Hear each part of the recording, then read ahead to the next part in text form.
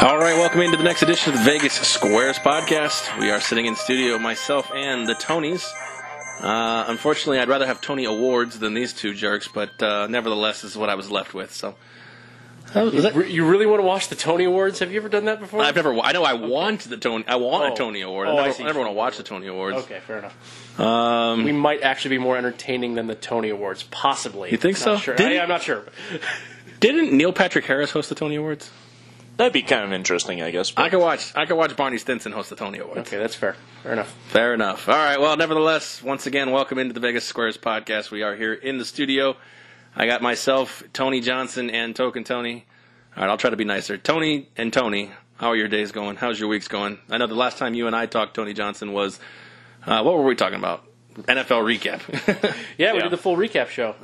It was a lot of fun. Kind of getting down to the nitty gritty. I think we looked at some potential matchups for teams going forward too. So that's always interesting to kind of see how the rest of the season could play out. And you could really do that in the college football realm as well. We talked a little bit off the air about some of these teams and what they have left, and how it's a very intriguing last few weeks of the regular season.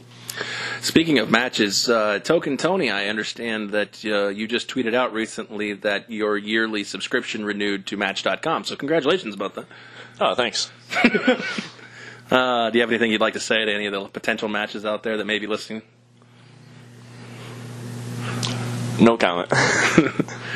You got to like a guy who wears bowling shirts. That's his main deal breaker, I guess. And the Detroit Lions tie too. You gotta find a woman who likes the Detroit Lions and doesn't mind a man in a solid snakeskin bowling shirt. All right. Nevertheless, we got a big show, and we got about an hour here, and a lot of stuff to fill that hour. We got a lot of sports talk going on. We want to first thank the sponsors: BGK Bob Sockets, ChaiPoker.com, and of course 12 Ounce Sports Radio, which you are hopefully listening to us on right now. You can also catch our podcast on our website, VegasSquares.com.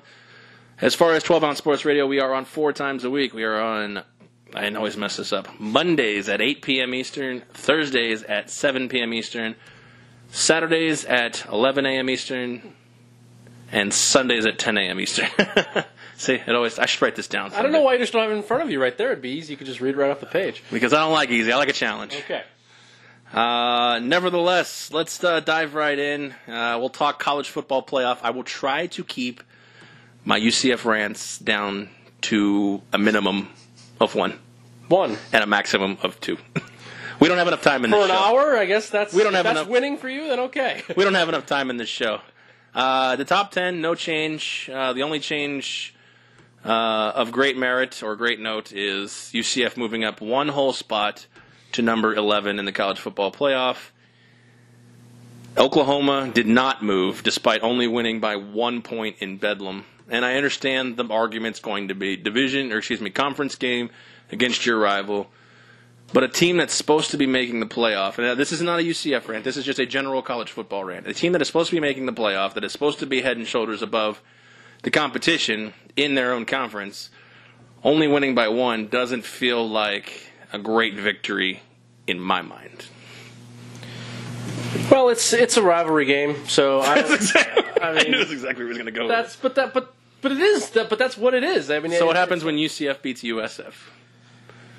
It's a rival game, but only beats them by 1. Yeah. Well, again, I'm not really terribly worried about necessarily wins by huge numbers. It doesn't. The fact of the matter is it's a difficult game for them to play on a yearly basis. I think everyone pretty much knows that. And I'm not saying that Oklahoma should be rolling everybody. I mean, I do think that the best one-loss team in the country, but you're not going to be able to blow out everybody every single week. They're better than Georgia? I do personally, although that one is the closest one. I think that's the closest one. I think those are the better 2. I think those are both better than Michigan. So, yes, I think it's very close. Very, very close. I was about to say they both sit behind 1-loss Michigan, which I would agree with you. I believe both teams are better than Michigan, and I believe both teams are better than an undefeated team that's still currently in the top 10. And I think Notre Dame's number 3 now, right? They are currently 3, yeah. So would you say initially that the reason those two are in the playoff currently is over teams like Georgia and Oklahoma? What would be your reasoning to Just if a you try to general put your bias. mind in the committees? Yeah, just a general bias that one of the teams is undefeated, so they're just going to have them ranked higher for the most part, and it's Notre Dame. I was about to say that's not always true. So there's a lot of play there. Well, yeah, but I mean, And plus Notre Dame's Come on, let me undefeated. have that. That's why. you're encouraging this. You get so attached to it. Just calm down. Plus Notre Dame's ranked so high, they got to put Michigan there because that's their only loss. Well, that's the problem. Is Michigan? You can't have Michigan be above Notre Dame based on head to head. Yeah. I still believe. I agree with you. I believe Oklahoma. I agree with that statement. The question is though. I mean, I believe Oklahoma offensively is far better than Michigan, but they can't stop anybody, and Michigan can. True. But And not to use the old they defense. can fight, they can fight fire with fire, though. I mean, Maybe. I mean, if they allow Michigan's 60 defense- points, they could probably score 70 against most teams.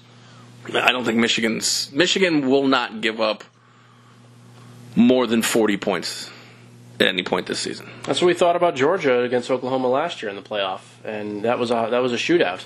I think people expected it to be lower scoring. I actually don't think the game would be all that close. I don't see Michigan set. First of all, Oklahoma is facing way better offenses than Michigan is on a consistent basis. I mean, Oklahoma State is not a great team. I'll admit that in general, but their offense would be top 4 or 5 easily in the Big Ten, if not even better. So it's kind of hard to say in that sense. I do think they'd win the game relatively easily, I think, at this point. At this current point, yes, Oklahoma against Michigan. But Georgia, to me, poses a bigger risk because Georgia can actually score a lot themselves, and their defense is also very strong and has gotten better. The other thing to me is Georgia has gotten better. They struggled early on in the year, and they've gotten better. And part to what your previous point with the committee, I think, is Michigan has won 9 games in a row. And the last time they lost was so long ago that I think it weighs on people's minds. And it's that psychological kind of aspect to it. A team that you haven't really seen lose recently is going to be ranked higher or thought of higher in your mind. Boy, doesn't that sound like a team I'm familiar with? Mm-hmm. That sounds like you nailed it exactly about it. But maybe the team you're familiar with, and I'm not trying to create a fight here, it might be overrated, though. And again, they might be. Only one way to find out, right? Yeah. So that's. I'm not trying to downplay the situation, but I think recent bias and recent games do hold a lot of weight here. I'm also surprised Ohio State didn't move up after what should be deemed a pretty quality win on the road at Michigan State. Yeah. I don't know. Just the whole thing is strange to me, and we get back to the committee. And I feel like Michigan State. I mean, they're 6-4 now. Before that game, they were 6-3. I feel like Michigan State got written off after that Arizona State loss. I agree. Maybe not from a general standpoint, but I feel like after losing that game, I feel like Michigan State's as a team, especially since they weren't competitive against Michigan, they weren't I would say they weren't competitive against Ohio State, even though they did keep it close for a little bit. I feel like they've been written off by the committee, and that win doesn't feel as good for any of the teams You're right. that play them, that have playoff aspirations, and that includes Michigan. Couldn't agree more. Yep. That's the way I've seen it, too. Now, if Ohio State beats Michigan, are they going to vault all of those teams? Doesn't seem likely, does it? From looking at this, I can't see it unless you have a lot of crazy bedlam type of stuff that goes on if you get everybody to lose. Well, clearly you're going to get West Virginia. They have to still play Oklahoma. So one of those two teams will go down. Yeah. I think we have to assume that Washington State is probably not going to come through the rest of this thing unscathed. They still have the Apple Cup and then the championship game I there. believe they play Utah in that one. Which would, likely be Utah at this point. Although Utah has lost their starting quarterback and running back for the year, so we'll see. I can't believe they even won last week, so that'll be interesting. Georgia clearly will very likely, I think, have a second loss in the championship game, so they may not hang in there. I don't know. And then if they do win, then how far do you put Alabama down? Yeah, you can't put them down that far. I think they have to stay in the top 4, no question. So then we have another conundrum, Yes. Then we have Georgia and Alabama. You would have to have 2. We have 2 SEC teams again, For which sure. I feel like ultimately my only saving grace with being a UCF fan, and again, I'm not going to turn this into a cry fest, my only saving grace is that Power 5 teams continue to get shut out of the playoff. Power 5 teams? Well, I mean, Pac-12 is not going to have a team more than likely. Yeah. Well, if we have 2 SEC teams, Notre Dame and Clemson, that shuts the door on 3 conferences this year. My only saving grace for an expanded playoff model is Power 5 teams continuously get shut out of this playoff. Yeah, and that might be instated a few years down the road, possibly, if this continues. Well, last year we had Alabama, Georgia, Clemson, and Oklahoma, so that shut out 2 teams. And don't get me wrong, these last few years, Pac-12 does not deserve to have a team in there. I'm not trying to advocate their cause. My point being is they're part of this Power 5 machine. Eventually, these teams are going to start getting pissed.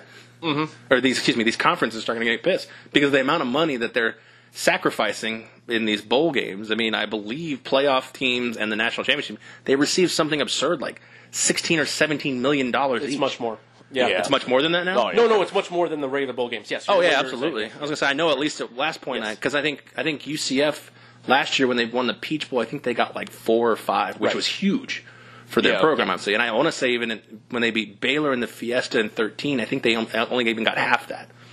And that was a BCS Bowl. That was one of the 4 or 5 BCS Bowls. My point being is that you look at these teams, Pac-12, you're right, Washington State with injuries, probably not on the competitive level of the top, 6 teams ahead of them.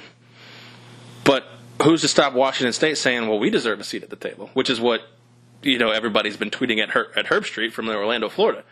Hey, we probably, I would say not the delusional fan, but probably the fan that's a little more rational says, look, we know we're not better than Alabama or Clemson. But give us a shot. But I think we deserve a seat at the table. And 11, when you make it 11, when you have LSU 8-2, and you have Ohio State jumping them when both teams are on a bye week, when you have things like that happen, you're almost literally saying, peace. You have no shot. Yeah. I think that's going to start happening to Power 5 conferences, too. Yeah, if this continues, I see them expanding to 8, make all 5 P5 conference winners Best automatic, at large G5 bid, probably. But look at this year with the G5. Two P5, if not independent. Well, look at this year with the G5, and not to compliment Herb Street, because in this aspect, he's not wrong. You have UCF, you have Utah State, and you have, before their loss to Boise, you have Fresno State. 3 teams that are, let's eliminate Fresno. I think you have 2 teams, one in Utah State, who I believe right now is ranked 23rd. What about Cincinnati? Sure. I mean, if Cincinnati beats UCF, then there's no shot. But how about if Cincinnati? So what do you propose? It's not, you can't do it like tournament style, like NCAA, because we've talked about that. Because you have all the G5 conferences. What do you have? You have Mountain West, American, Sun Belt, MAC. Mm-hmm. Is that it? WAC, Conference USA, and CUSA. Yeah. So what's that? 5 or 6? I can't remember. Something like that. Yeah. I stopped touching. I think it's 5 and 5. Power 5 group. Power 5 group. Oh yeah. Duh. But is the WAC considered a group of 5? The WAC is no longer football oriented. They're just other sports now. Oh, okay. So that shows you how much I know. They dissolved the WAC football wise a few years ago, but they still go on with the other sports. So what does Hawaii play in? Mountain West? Mountain West. Okay. Yeah. All right. So Power 5 group of 5. And then, so let's say the Power 5 provides Alabama, Clemson, Michigan, Oklahoma, and Washington State. That leaves Power 5 group of 5, 10 teams in, and that leaves Georgia, Notre Dame, LSU, West Virginia. What's that, 14 teams? What do you got, go 12 teams? I still think 12 is a fine number. 16 teams, I proposed that on a previous podcast. When I look at 16 teams, I'm looking at literally Florida 7-3, Penn State 7-3, Texas 7-3, Iowa State 7. I think that messes it up even more if you put in that many schools. That brings the discussion up even more towards the back end. Well, I think there's less of an argument for the number 17 team in the country saying we deserve a shot than the number 5 team in the country saying we deserve a shot.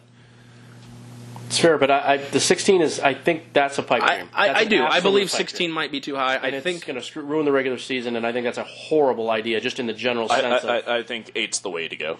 If you move it, I think 8 would be the number. I still think 12. Well, how do you break down 12? How would you break it down? 10 conferences, 2 at-larges. No, but how do you play those games?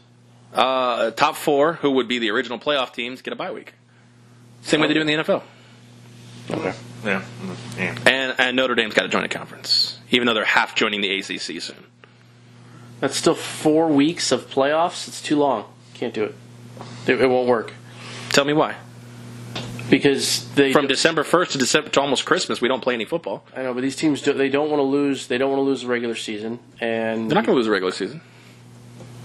They can't play that many. There's just that's too many games. That's now you're playing a 16-game season potentially. Yeah, so play a 16-game season in the NFL. This isn't the NFL. No, you're right. It's not the NFL, but it's a cash cow like the NFL. Yeah, it would make a better excuse for all these people who say pay players. I don't think it's very possible with the school that has to be done. There's finals. There's a lot of other things happening in December. Right?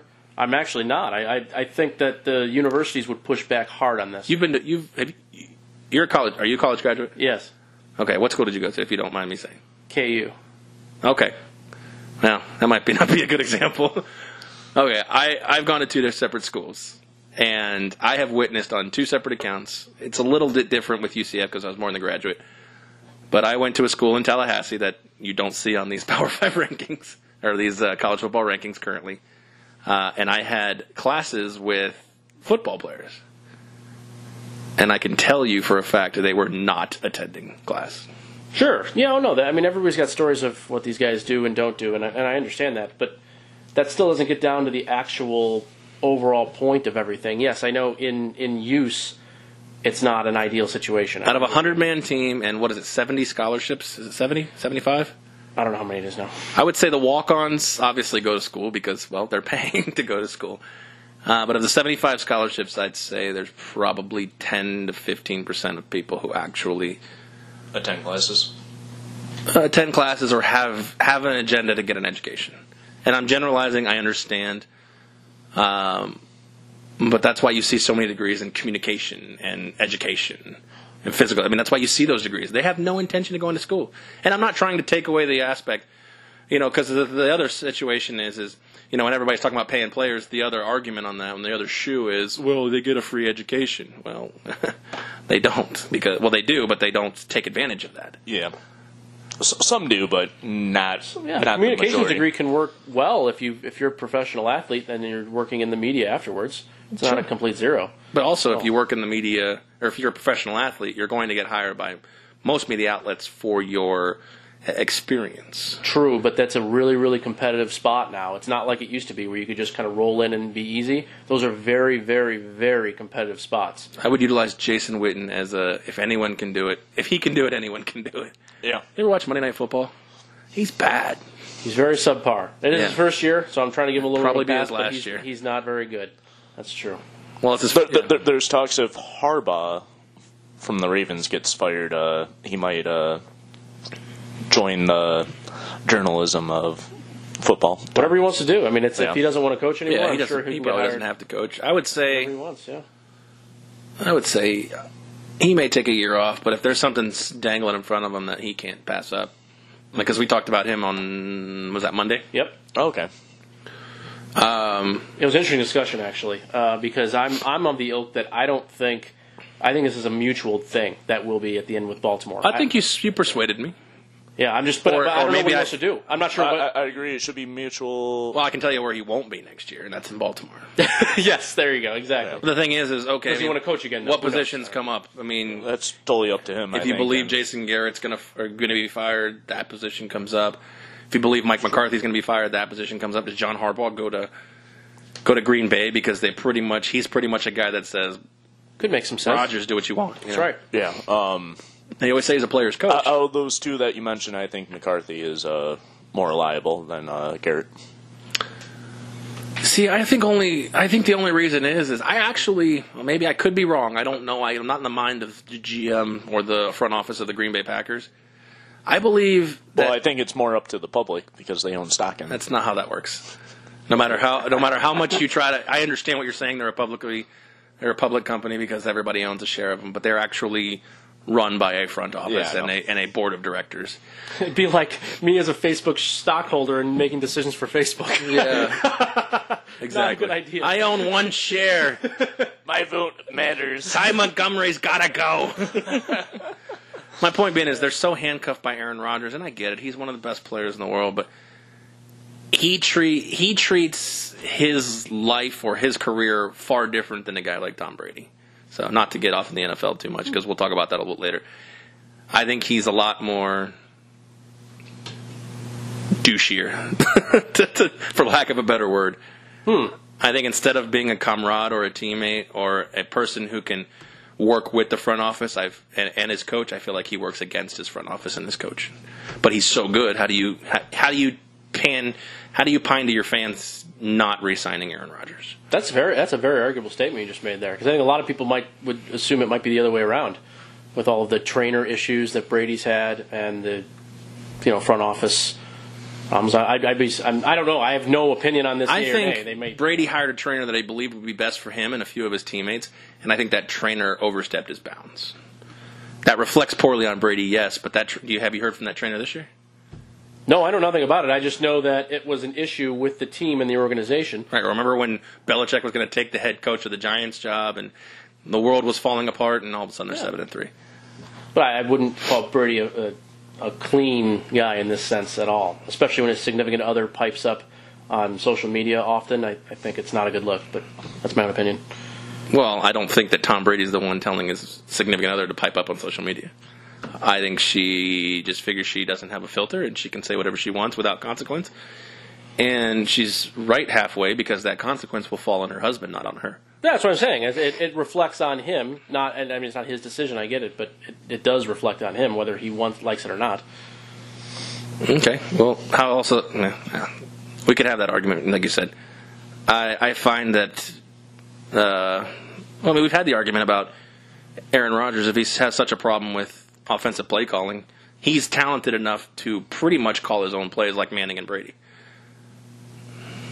Do you think they're going to? They don't call their own plays, but Peyton Manning called his own plays. Peyton Manning is nobody's ever played like Peyton Manning. Nobody I've ever seen has ever come close to playing like Peyton Manning. Sure, I agree with that. So, but Tom Brady's not calling his own plays. He's getting. Well, if you believe Josh McDaniels, Tom Brady receives 3 plays in the huddle. Yeah, that's not calling your own play though. That's receiving a bunch of plays. Well, Adam Gase called plays, and Peyton audibled out. Trubisky gets multiple plays a lot, very often in games, and he decides between one or 2 or plays, and he'll check down. And Trubisky may be.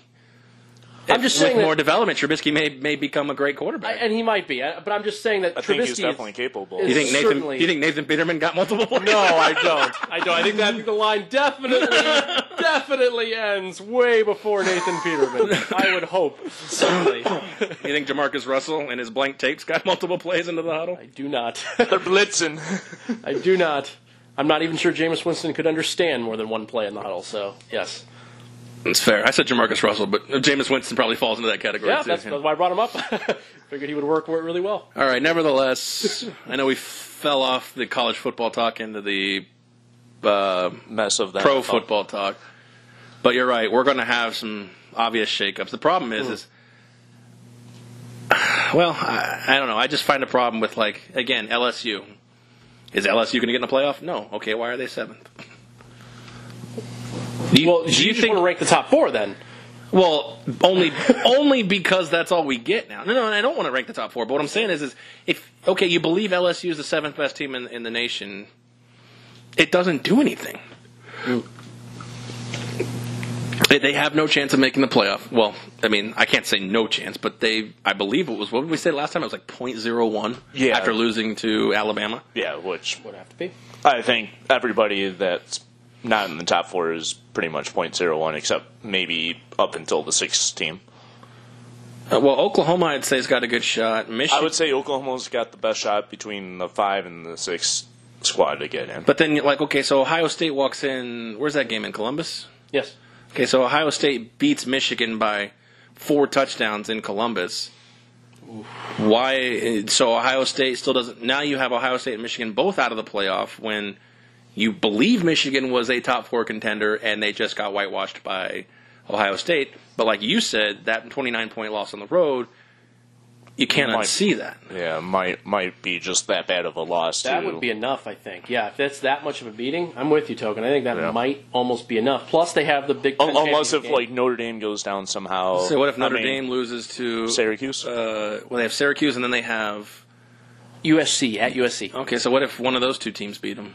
Well, they should be completely gone then. Completely. Oh, yeah. But we all, I think, feel the same way that Notre Dame's overrated. I don't know about Token. I know. It feels like sports betting. You've got to figure out where the committee's mind is and put your money where that. Well, as right now, out of the top 6 teams, I kind of lean towards Oklahoma getting in. But you only. But based on what? Based on how other defenses can't stop their offense. But their defense can't stop anyone's offense. Yeah, I think it makes for great, exciting football to watch. High-quality offenses they're not stopping. They are stopping other teams. The previous 2 weeks, they were actually above average defensively. Up until... Show your work. Okay. I'm curious because I don't remember who they played. Yeah, for sure. I know last week they played Oklahoma State. They gave up 30 plus to Texas, correct? They played Texas Tech, and I believe they gave up 46 points. Yeah, as I said, the previous 2 weeks were not ideal. But I'm saying before that, after we got a new defensive coordinator, which we got to remember, there's been some changeover. Good old Ruffin. Yeah. Well, I think other than But you know what? In college football, you don't have time for changeover. I don't care about changeover. You're supposed to keep rolling. Well, I'm just saying, that's part of I think what's going on. So they gave up 14 against K-State, 27 against TCU. Some of that scoring was late. I think TCU had... I'm not impressed. 10 late. Yeah. K-State? They're not great teams, but it's still... In my mind, besides Clemson possibly beating Alabama, I think Oklahoma has the next best shot of beating Alabama. No. I can do that, too. They gave up 17 against UConn. They gave up 0 against South Carolina State. They gave up 14 against Pitt. I can play that game, too. For what? This is UCF. But in my mind, Michigan has no shot of beating Alabama. Pitt could be the ACC champions. They beat Clemson. Yeah, that's... Okay, well, we've seen Pitt play up and down, certainly, this year. So, and we know that's sort of how... You think Pitt could beat K-State? Sure. That'd be a good game, yeah. They gave up canceled against UNC. Yeah, that hurts. But I'm exactly with Token, by the way. I actually think the team that has the best chance to beat Alabama is Oklahoma. I've been thinking about that too. Besides Clemson, I was going to say, wait, hold on, Clemson. Hold on. No, I include Clemson. They score too much. Yeah, they score too much. I say Oklahoma's just right behind Clemson. Okay. But can I tell you a secret? I think Clemson is. I think the best team to beat Alabama, other than Clemson, is nobody. I thought you were going to say Alabama. No, nobody. If Alabama played themselves, Alabama's going to win. Well, no, that's silly. I think after Clemson, there is no one else in the college football playoff or a college football system that can beat Alabama. If Tua's healthy. I think Oklahoma. That's an if though. That's real. That counts. Yeah. Okay, well, so then what happens? Tua goes out in the SEC championship, and now we have a playoff that Alabama's in, and then they don't win, and then it's asterisk on this because the best team had their... Virtually, I don't see Michigan even scoring against Alabama. Notre Dame might put up a field goal, maybe a touchdown, if they're lucky. Yeah. I don't Clemson disagree might with put you. up a few scores. I don't disagree with you. Clemson, I already told you guys. I think I said this. I think Clemson's going to win the national championship this year. I can believe that, but yeah, it's feasible. What's their odds right now? Clemson's got to be, what, 5-1, you think? No, it's lower. I think it's lower. 3-1? Yeah, because Alabama's down to minus 250-ish, so okay. it's really lowered. I think they're going to lower the only team that probably legitimately has a shot. I don't think, like you said, Notre Dame has a shot.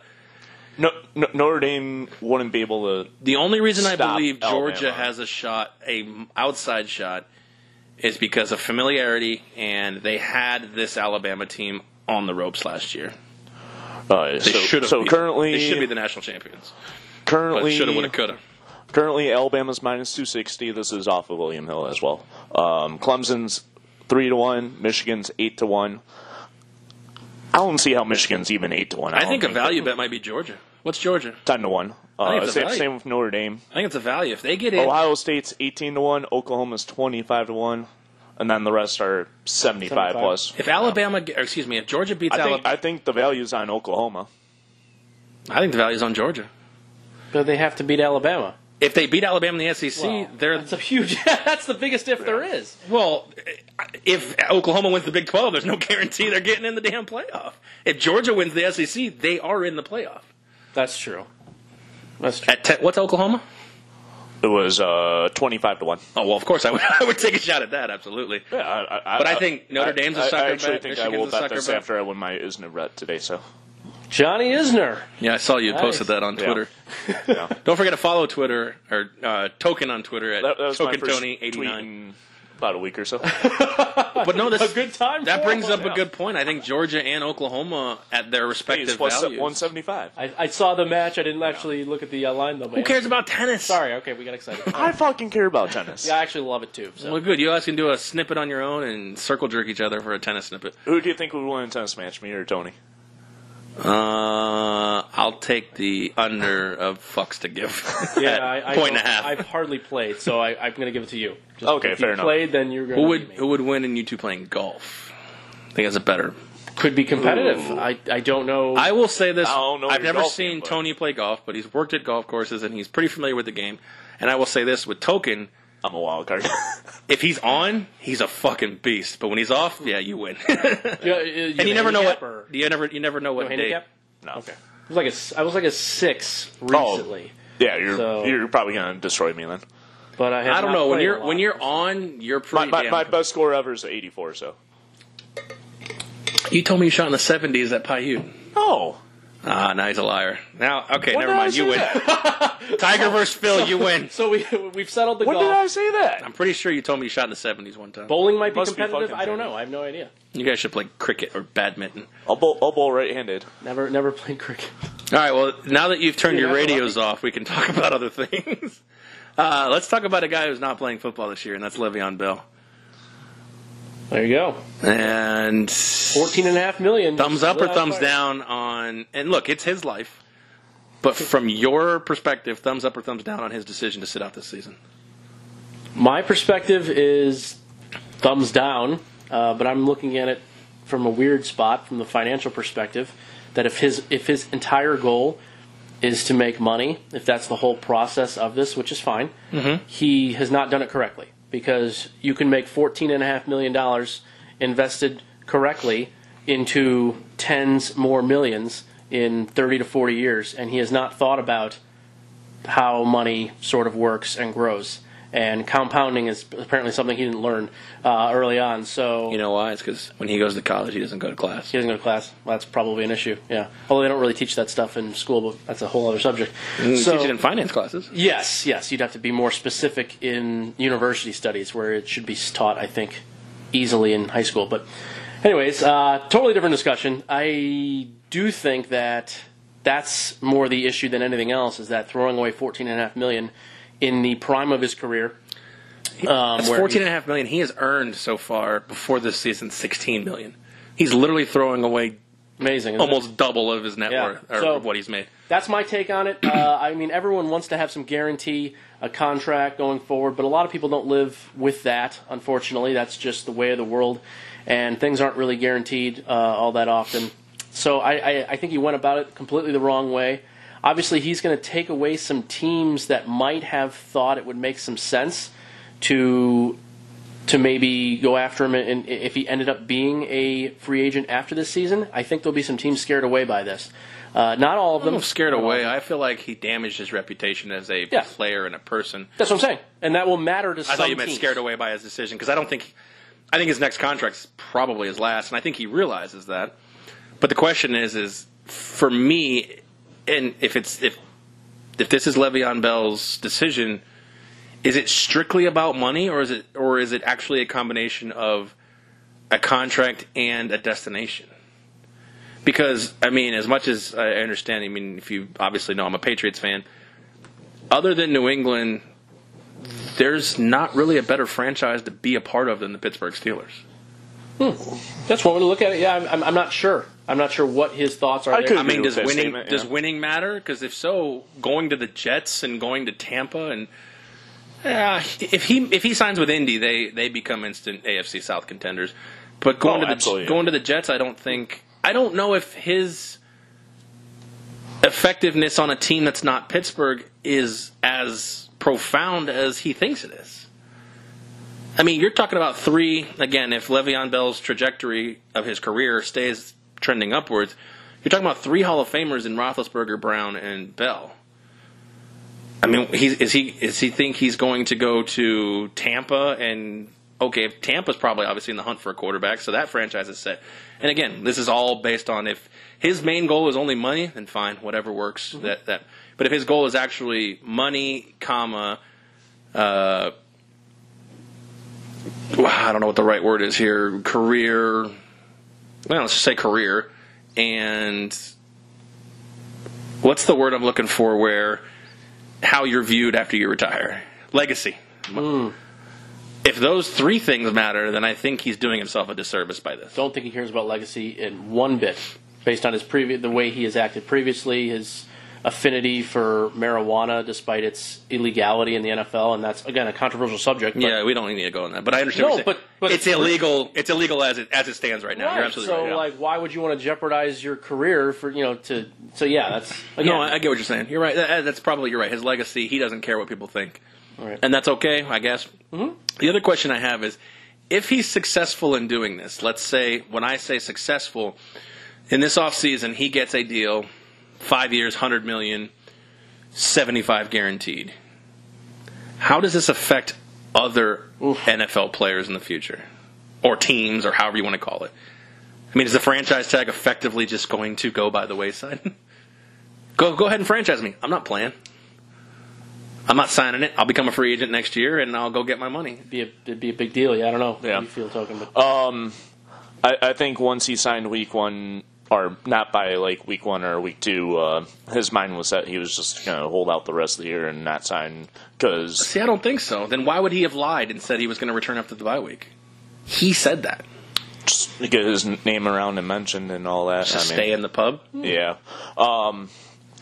I think at that point, if he comes back after week two, he's too much of a risk of being hurt for an injury that affects his career even longer than.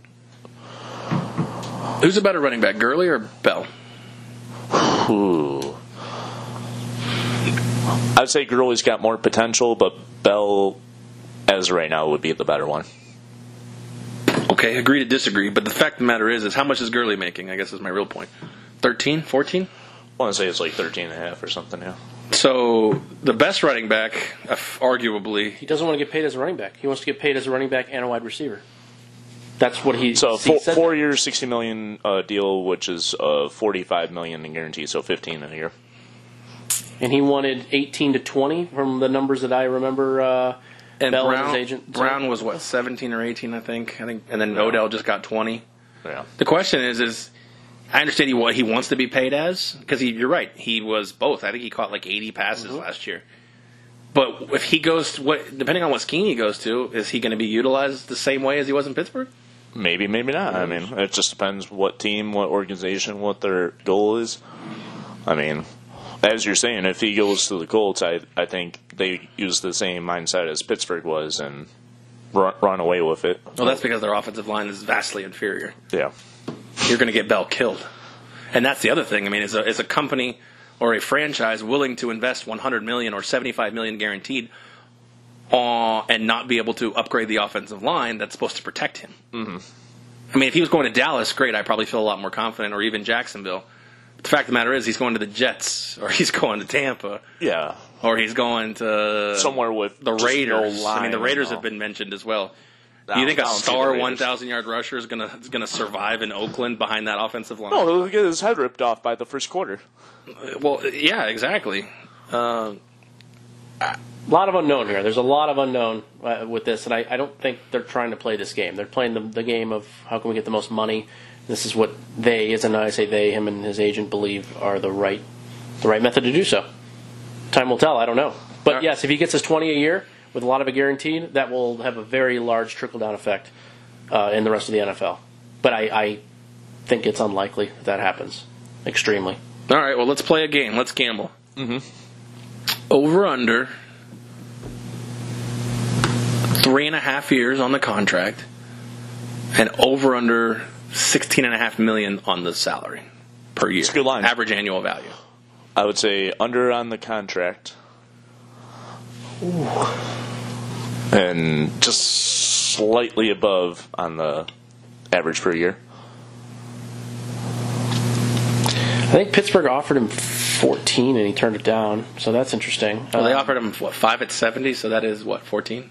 I think it was, yeah. And But I believe now, to defend Le'Veon Bell, I believe only like $20 million of that was guaranteed. Oh, yeah, no, I'm not trying to take a side here. If he took if he offered 5 for 70 and $50 million guaranteed, I believe he would have taken it. You could very well be right. Yep, and that maybe meant a lot to him. So fair enough. I think this is it's still an interesting subject to me and what either side should have done. But to answer your question, do you believe the cost of a player? Do you believe the cost of a player? And I want to hear your answer for the bet. Sure. Do you believe the cost of a player annually would go down if the contracts were fully guaranteed? Like, could you get Odell Beckham at $12 million a year if he knew he was getting 12? Yeah, I don't know. Was he making now 20? You said 20, but he's on a 5. I think he's on a 5-year 100 or 5-year 98 or something like that. Sure. Mm-hmm. And I think only like 60 of it's guaranteed. Look that up. I look up his contract. I believe like 60 of it's guaranteed. Yeah, I think if we have fully guaranteed contracts, then you'll at least in the initial phase you'll have a regression in salaries or a push for regression in salaries. And it's interesting that if you get everyone to work together, so it's been ownership has worked together, not maybe intentionally per se, but they've worked together and they're paying running backs less because the entire market has determined that these guys are not worth as much as other positions, other elite players at different positions. So I think that if you get the entire marketplace to make a decision on something, then yeah, you would certainly have a regression in salary. It does appear like they are going towards more guaranteed contracts, which is interesting. And the CBA is up in the next 2 or 3 years, so we'll see if there's anything else that's added or not to that. But yeah, to answer your question, I do think it'll be less than 16.5. But my guess is it'll be more than 3 years. Maybe he'll get a 4 to 5 year deal. Odell's was 5 years, $95 million, but 65 guaranteed money, so roughly $13 million guaranteed, which is pretty high. And he got 19 a year. Oh my. 19 a year and 13 of it guaranteed per year. 65 divided by 95 is almost 70% of the money guaranteed. Mm-hmm. So if ownership could get... I think if they offered him 5 at like 15.5 guaranteed... $75 million? Or 75 $77.5 million? Yeah. 75 He's to younger 80. though, right? Le'Veon? No, Odell. He might be a year or two younger. I think, actually, he may be like 20... I think he's 25. He's 26 right 26. now. And Le'Veon just turned 26. Le'Veon, I believe, next year will be 27. 27, yeah. Mm-hmm. So that's what I'm saying. I believe this is his last contract. At the same time, we've seen this not only in the NFL with... Le'Veon Bell will be 27 at the beginning of February. February, right? Yeah. Do you remember DeMarco Murray tested free agency and failed? Mm-hmm.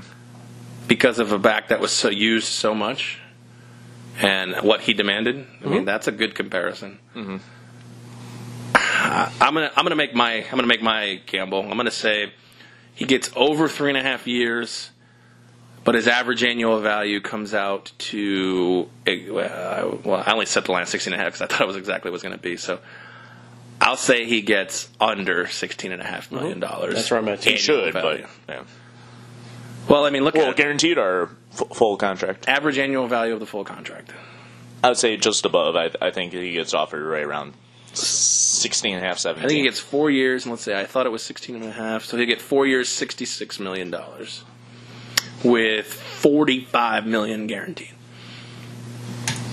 I think he gets offered 4 years at average of like 16.8 or something. The other question is if he signs this mega deal and then gets hurt, boy, he just turned all the teams off to anyone in the future.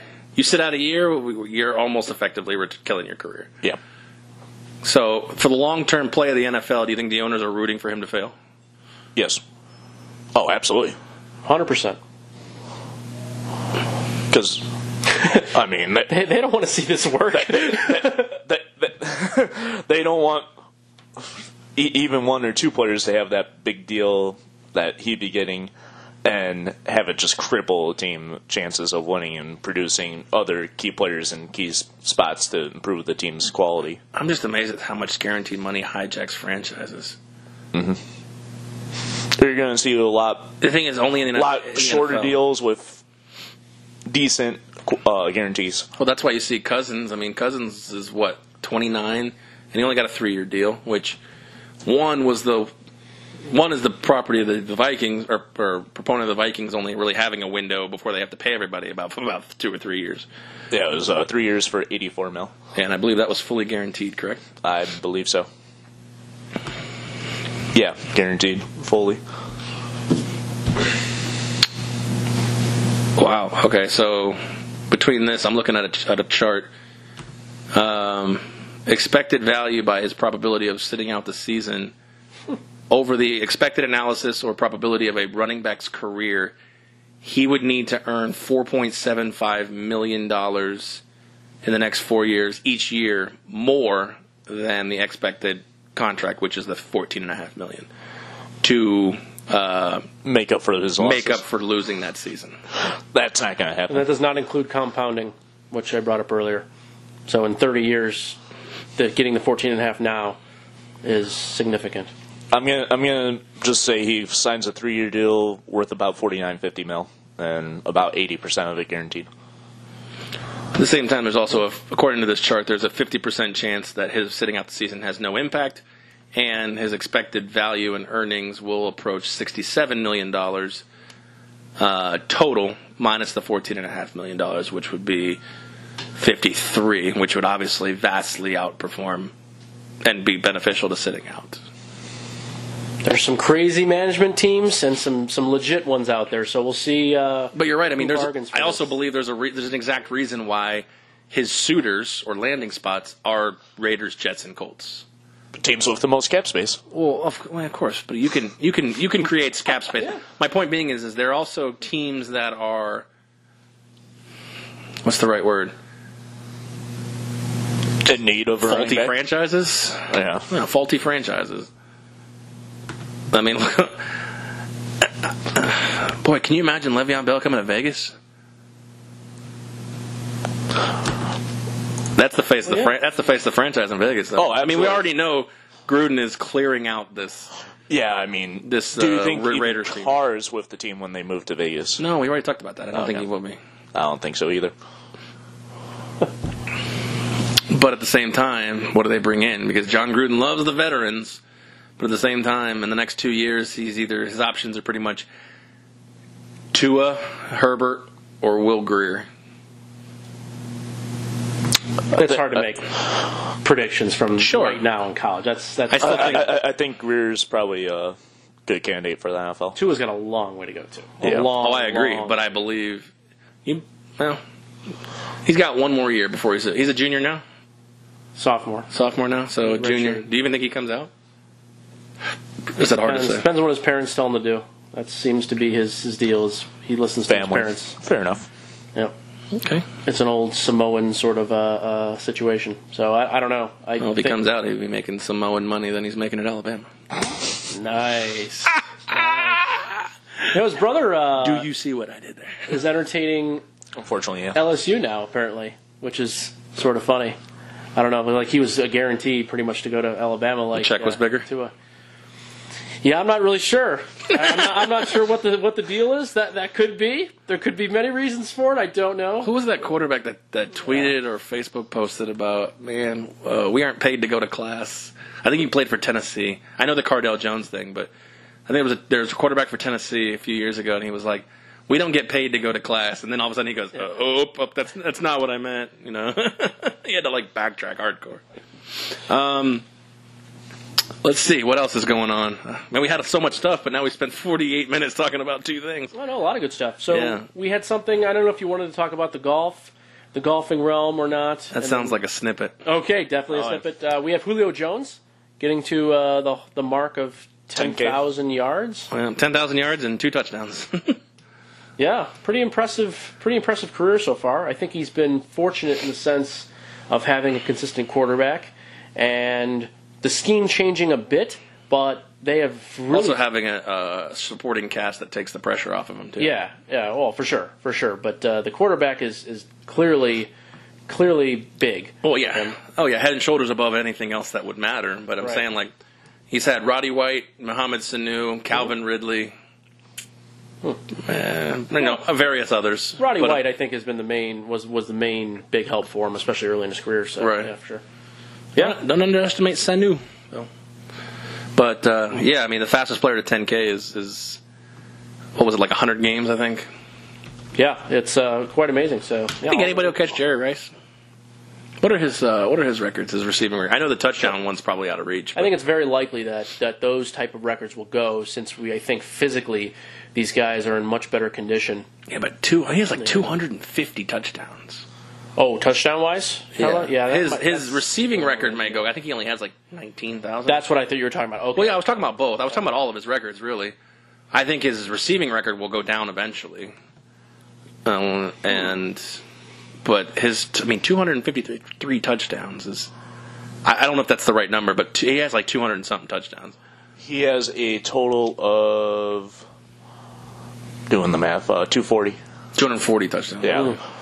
Total career yards is Receiving yards. Receiving is 22,895. And I think Moss is next.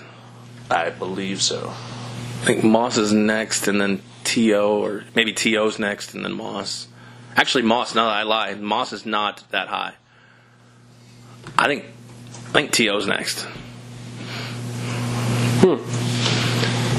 Point being is 22,000. Say your average, say you play for 15 years. I'm going to do the math here because that's what I do. Fitzgerald is number 2. Oh, that's right. He just did it this week. Yep. He passed. You have to average 1,400 yards. And even in this pass-happy offense, there were, I believe we talked about this, you and I did before the season started, there were only 9 1,000-yard receivers last year. 2 tight ends for a total of 11. Mm-hmm. But 9 in a pass-happy offense? Well, that's the thing is they spread it out so much now. Right. Yeah. So I'm not even sure at this. I would say before there was more of a chance. But now 22 to average 1466 for a 15-year career, I think is virtually impossible. I think Calvin could have got there. What did Calvin have? He had like 12K, right? 11.6. Okay, so almost 12. So currently 30th on the list. Well, wouldn't say, yeah. Again, he ain't getting any higher. So. He only played 8 seasons, though. So 8 years, he got 11.6. He may have had a shot. He played another 8 years at a high level with Stafford. He may have gotten. Oh yeah. He might have came close. He will probably surpassed the 20K amount. Yeah, surpassed. Yeah. It's just a shame to see guys like that. I mean, I know you're a Lions fan. It rips your heart out. No, I actually didn't. I was actually kind of happy to see him go. Yeah, you keep saying that. You don't mean it though. I do. I'm waiting for Stafford to go. Well, Stafford should have never been re-signed. Stafford should have. I know it's easy to look at results oriented, but I really think that money should not have been invested in Stafford. You could have taken a shot. Absolutely not. Yeah, I mean, they could have been in the Mahomes, Goff, Watson sweepstakes any of those seasons. Yeah, and I'm not saying with their scheme they may have been all world beaters, but Matt Stafford ain't it. And I get it; it's a quarterback league; they deserve the money. I don't know what if, and I know the GMs get fired over this all the time. But it's a lot different now when you're paying rookie quarterbacks on the wage scale. Is it better to just keep going back into the deck until you find one? Potentially, I mean. Back in the day when you signed Sam Bradford or Cam Newton or Matt Stafford and they busted, it set your franchise back 7 or 8 years. Mm-hmm. But now I don't feel like that's the case anymore. No, I think as long as you beef up. I mean, look at Trubisky, Watson, Mahomes, Goff, Prescott to another extent. But you had the money to spend on other things. Look at Prescott's first year. Good offensive line, good running back, couple of good receiving options that have both since moved on. Plus, you keep your players usually healthy at that point. And you struck on him in the 4th round, which means he was making far less than, obviously, Matt Stafford, but he was also making far less than Jared Goff. Yeah. And even Jared Goff. Who knows what Jared Goff could have done in Dallas? And Prescott could do in Kansas City. We don't know. Schemes are obviously the big thing. It's just, I feel like after 5 years, I mean, instead of paying a guy $150 million, I'd say go try again. Draft 2 or 3. I mean, I've always said you should take a quarterback in every draft. I actually now don't. Which is ironic because that. Bill Belichick does that. I think except for like 1 year in the last 18 years, he's drafted a quarterback, not obviously first round, but you never know, it could stick. Yeah, and he could turn into other draft picks and all that. And you could flip him. I mean, he's flipped Garoppolo, he's flipped Brissett, he's flipped Ryan Mallett. Yeah, he has done a really nice job with utilizing the quarterback position and getting some value from them, although they got not a great value with Garoppolo. But the previous ones, yes. Again, if you believe it was the only offer, then they got what they got. But my point is that that doesn't mean it's good value, though. I mean, just because that's what was offered. Well, you couldn't hold on to him, so. Why is that? Well, you ain't cutting 12 under. Bob Kraft ain't cutting 12. Okay, but then that shouldn't have gotten to that situation. Then, if it got that bad, where that was the only value you could get. So then you trade him after he started those 3 games. You make a different decision. Clearly, they knew that this guy was quite a viable player well before I think the public did. What if he comes back from his ACL injury and is a terrible quarterback? Then second round pick might have been gold. This recent one, but. You can't assume there's going to be an injury in the future. What if he was never anything? I mean, look at the teams he beat in that little streak he had. I mean, he beat virtually teams that had stopped playing or really didn't have much to play for other than the Jaguars last year. It's possible, but very unlikely that he is not anything. Just based on the quality people that I listen to. What if Kyle Shanahan wasn't the coach and they traded for him and put him in the wrong system? There's a lot of what ifs in the NFL. I get it. You got to be real about this, Aaron. Come on. My point being is that they could trade him anywhere for a second round. Say they traded him to Chicago for a second round pick, and Nagy doesn't get hired, and John Fox continues to be the coach in that system, and there's no offensive play, and he's never anything. The second round pick looks like gold. Yeah, but we can't, just trying to evaluate all these outside things is silly. That's ludicrous. He could be in the best situation or the worst situation. Who was the last quarterback traded for a first round pick? I have no idea. I don't know. What do you believe he was worth? All I can tell you is I don't get into the value of all these things. You brought this up. All I know is I evaluate players and I read and watch people that are player centric. And everything that people have said, and my eye test of watching him play, I watched him play even in college too, in weird 1AA, is the guy is very talented, and he's a very solid quarterback that can make all the throws, he can just make good decisions, he maneuvers out of the pocket well, he's a high-quality quarterback. And I don't disagree with that. Obviously, that's it. That's all that matters to me. I don't care about the situation they go into because you can't figure all that out. Well, he got hurt this year. Well, okay, he did. I mean, that happened. I'm not even talking about the injury. I mean, I'm saying if he comes back from the injury and is never the same, then the second round pick looks like a gold. Okay, but then I could say the same thing. What if he goes to whatever a team and then they're 11-2 right now, whatever, and they end up winning the Super Bowl? Well, that was a terrible second round pick. I mean, it doesn't work like that. I just evaluate the player for what it is. That's all. Right, but I mean, at the same time, okay, so like we talked about, if it's the only offer on the table, we're going to lose time. If it's the only offer on the table, then I don't know if that's true or not. Well, who's saying that? Who's saying it's the only offer on the table? I have no idea what. Well, then there's also the conspiracy theory that Belichick wanted Garoppolo, and then when he was not going to get Garoppolo, he shipped him out and basically said, "Fine, fuck you. I'm only, I'm just going to take whatever the." I mean, there's so many different. No idea. We weren't in the camp. I understand that, but my point is that even if he does go on to win a Super Bowl at some point, you weren't getting. I mean, Kraft is not getting rid of Tom Brady until he wants to leave. Okay. So getting the second round pick for him, again, we don't know what else was offered, but even if nothing else was offered, getting the second round pick for him is the best you can do. I have a hard time believing Belichick sabotaged the trade. So at that point in time, I mean, a second and a fifth, okay, great. Now you got a fifth, but I mean, still, no quarterbacks are going. We've already talked. You and I already talked about this. That teams value draft picks more so than the players. Yeah. So no, I'm not just. I'm not the only one that doesn't apparently is the Dallas Cowboys with Amari Cooper. Yeah, that's true. That's a good point. And that's even the Bears with picking up Mac. Right. I mean, look at how many picks. Yeah, exactly. But that's what I'm saying. A first-round pick for Amari Cooper, and then a bunch of first-rounders for Khalil Mack. I 100% agree with you. Jimmy Garoppolo, his hype alone should have probably netted a first-round pick. So there's either two schools of thought. Belichick sabotaged the trade, or many people either don't see what you see in Garoppolo, or they do see, but they're not willing to mortgage a first-round pick on him. Yeah. I'm not saying you're wrong. I think San Francisco. If I came off that way, that wasn't the case. San Francisco wasn't that good that year. Early second-round pick, I think, was almost like a first round to them. Let's talk about the NFL game. the Monday Night Football game that's all in a rage. That's the new thing. And I saw the stadium. First of all, I never think a game should be in Mexico City to begin with, for many reasons, which will probably make me sound racist or whatever. So I'm not going to dive into those reasons. Nevertheless, I saw the field this morning, and once I saw the field, I was like, yeah, absolutely, this game's got to go. Yes, agree. Completely. Have you seen the field yet? I have. I saw pictures of it Holy after that big shit. concert, and then yesterday as well. How do you not put something down that could hold? I believe there were like 4 stages for this concert or something. Yeah. Put something down that could at least satisfy the ground. And they played a soccer game after that. Yeah, too, I saw that. Yeah, it looked awful. Yeah. So yeah, I mean, The NFL's got to be pissed.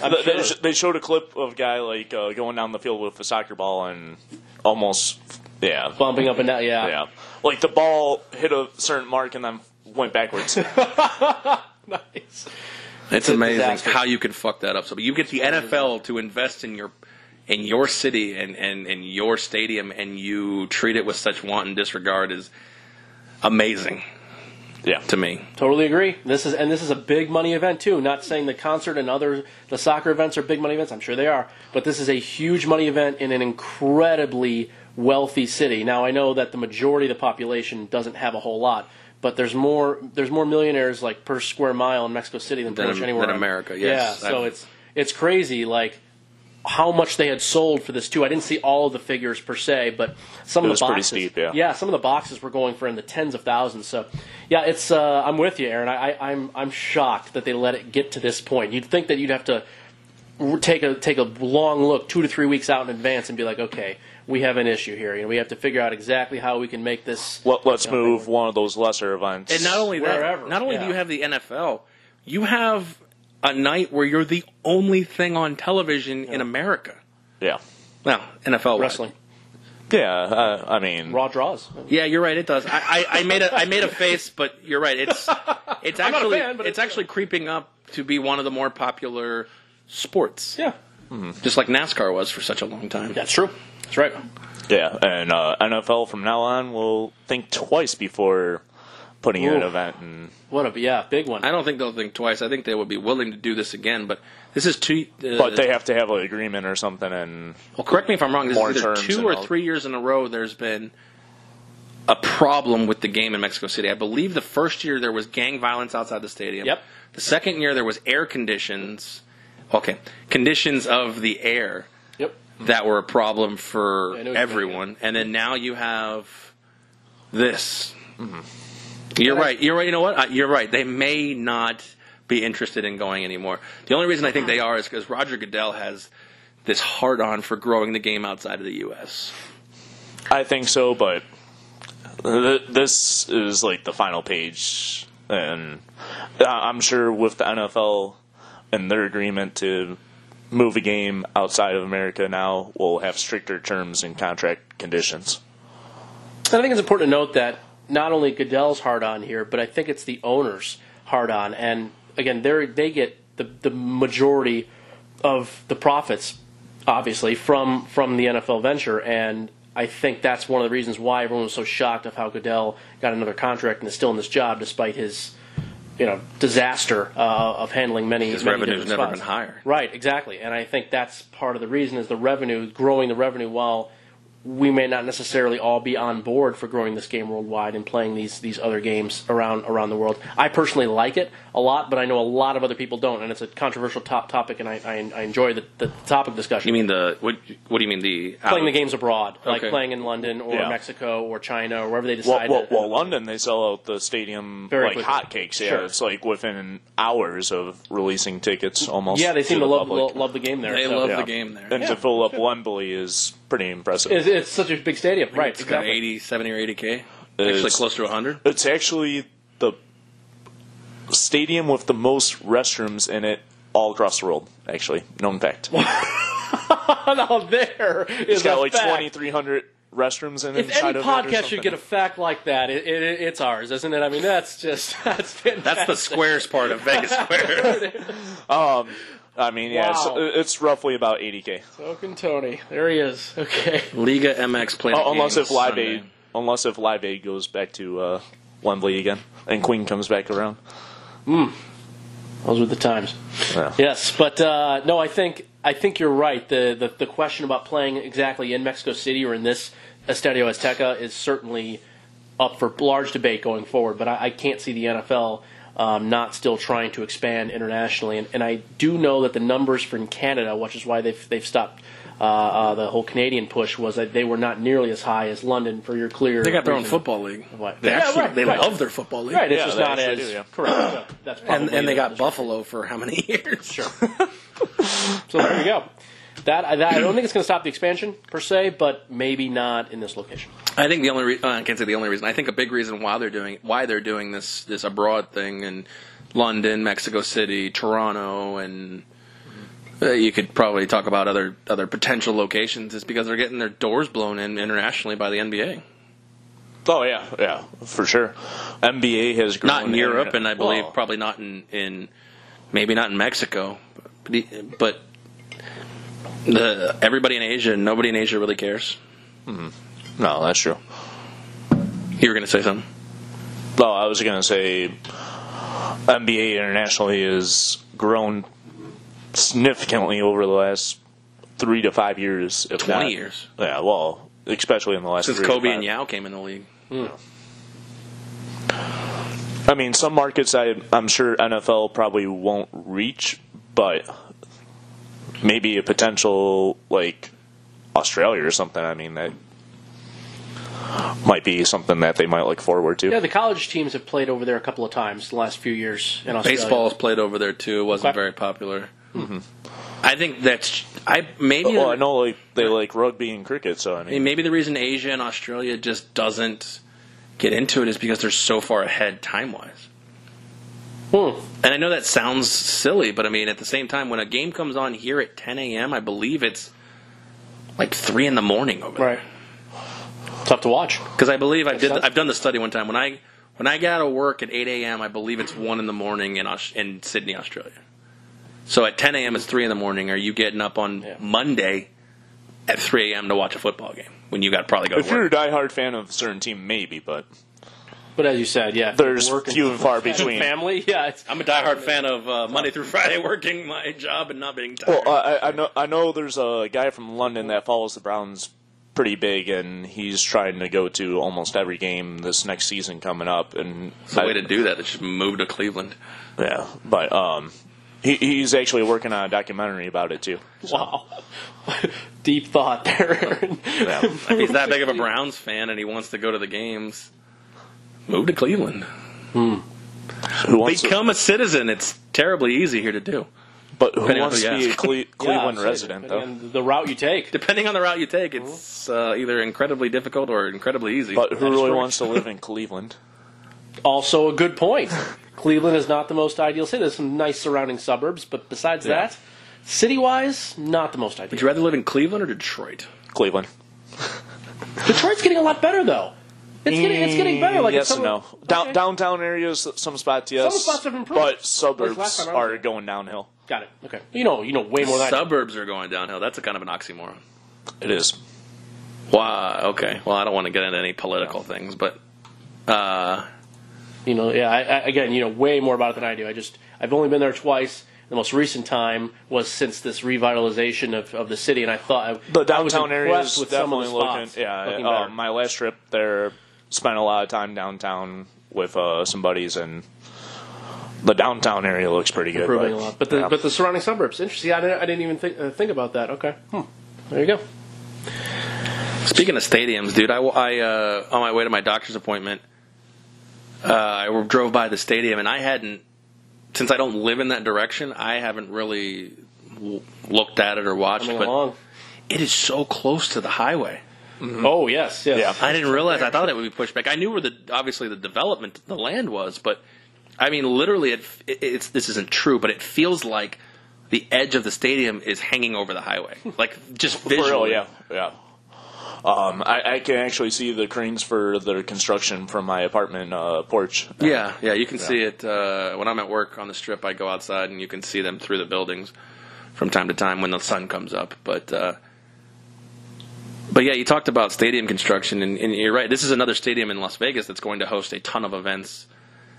I mean, how do you, if you're Mexico City, and this may be a financial issue, but what do they do to combat that? Because they really don't want to lose the NFL. Agreed, 100%. I don't think they've thought of it all the way through, clearly. So I'm not sure. I don't know what other stadiums they have that make any sense or that would be a replacement. Yeah, there may not be any. Yeah, I mean, what other cities would there be? Right, that's another issue. Is that we've already skirted around the sort of safety issue that's potentially there, and go play in Cabo, build a stadium in Cabo San Lucas. So yeah, I don't know anything more than that besides where else they could play. Certainly, they have some larger stadiums. Obviously, they have a lot of soccer play and things like that. But I'm not really sure if anything can host a large scale, what they want to make a large scale event like this. But yeah, this hybrid grass. I know they tried this hybrid system where they have partial turf and partial grass.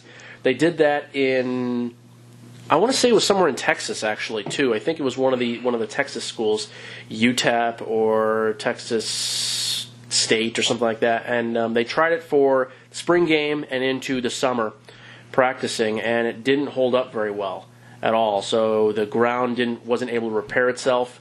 As like what normal grass would be, and then the turf aspect of it mixed with grass seed was not as consistent.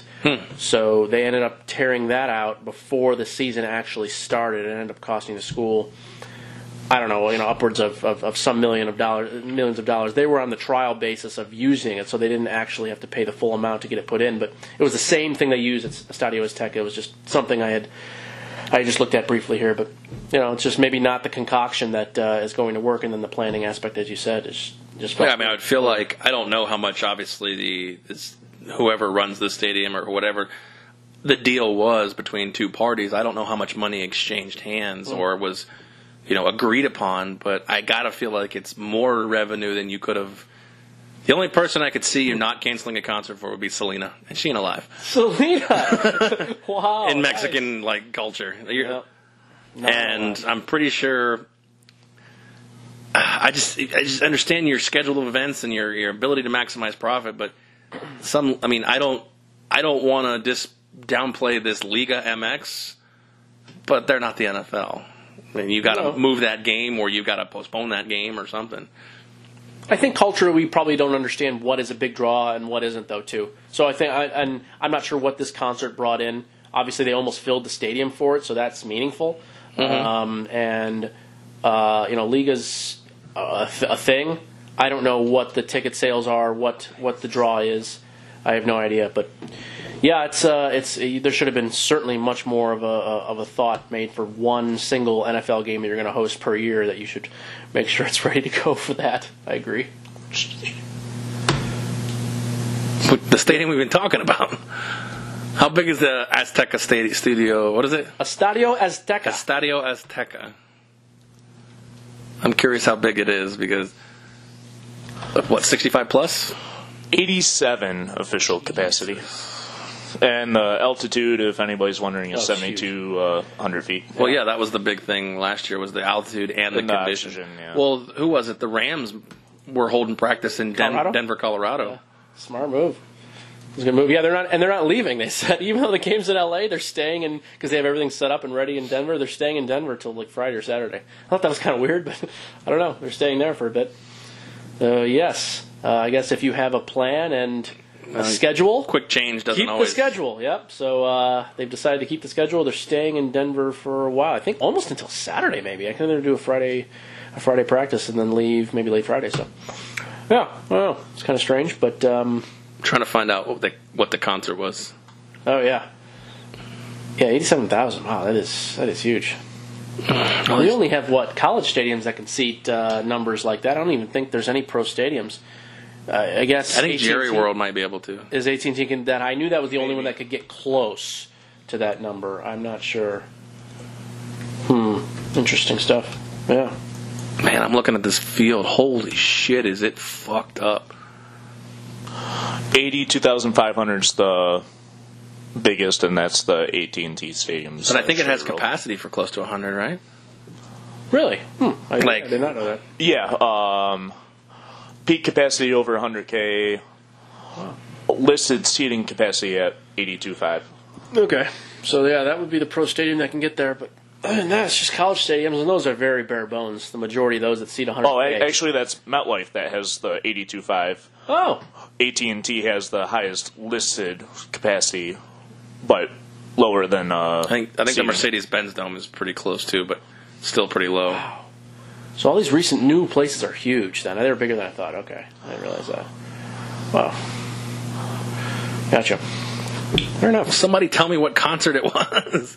All these, anything I can find is either in Spanish or doesn't tell me what concert it is. And I do not read Espanol. I remember a lot of the Patriots, was it last year or 2 years ago, were complaining about the air quality and the ability to breathe. 7,200 feet is really high. One of this article says the field looks like Bane destroyed it from The Dark Knight Rises. All right, I give up on trying to figure out. Not that it's important, anyways. I was just curious. Well, they have Deep Purple coming in this weekend. It says Estadio Azteca. Just somewhere in Mexico City. So Nice. They're still alive. if not, it's like a cover group. I mean, 82,000 for the cover group. That would be great. Who wants to hear Smoke on the Water? Wow. I love this one. BBC. Why is Mexico's Azteca Stadium in such shit condition? That's the British media, right? Yeah, they there. are. They're right in your Love it. face. Yeah. Let's see.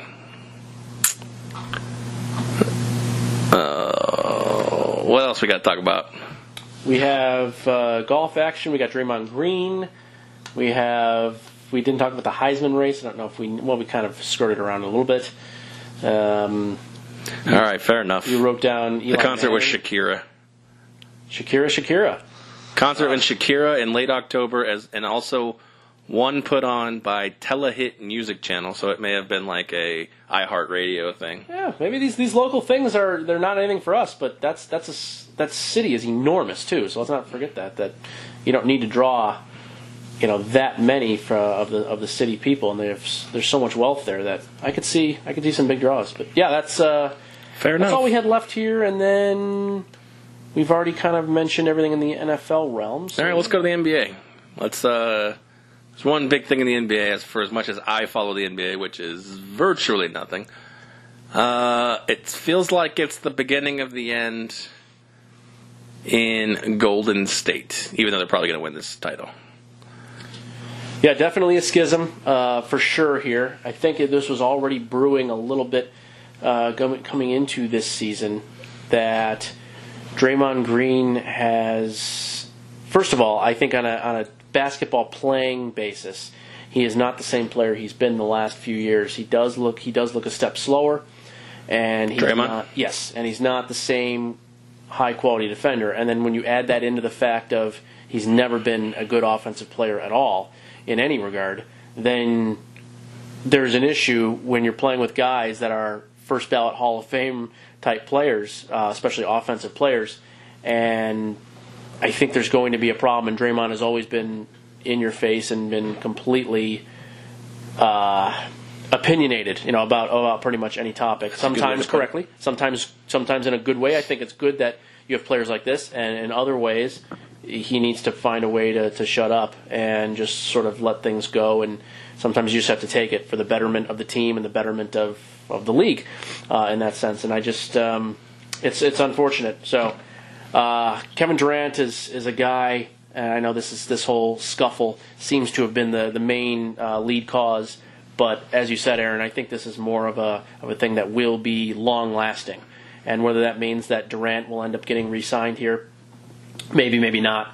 Draymond Green suspension, this is the first time they've suspended him for conduct. He's had some crazy conduct before. I know he got into Steve Kerr's face a couple of years ago and threatened to fight him, and that was a thing. They've talked about how they grew together because of that, but they didn't suspend him for that, which that would be a normal, easy thing to do. You can't obviously do that. So I think this got so far that a suspension being warranted on a franchise that doesn't want to do that to players and is very, very player-friendly, I think does not bode well for the future. My guess would be one or both of these guys is probably not going to be tenured with the team past this season.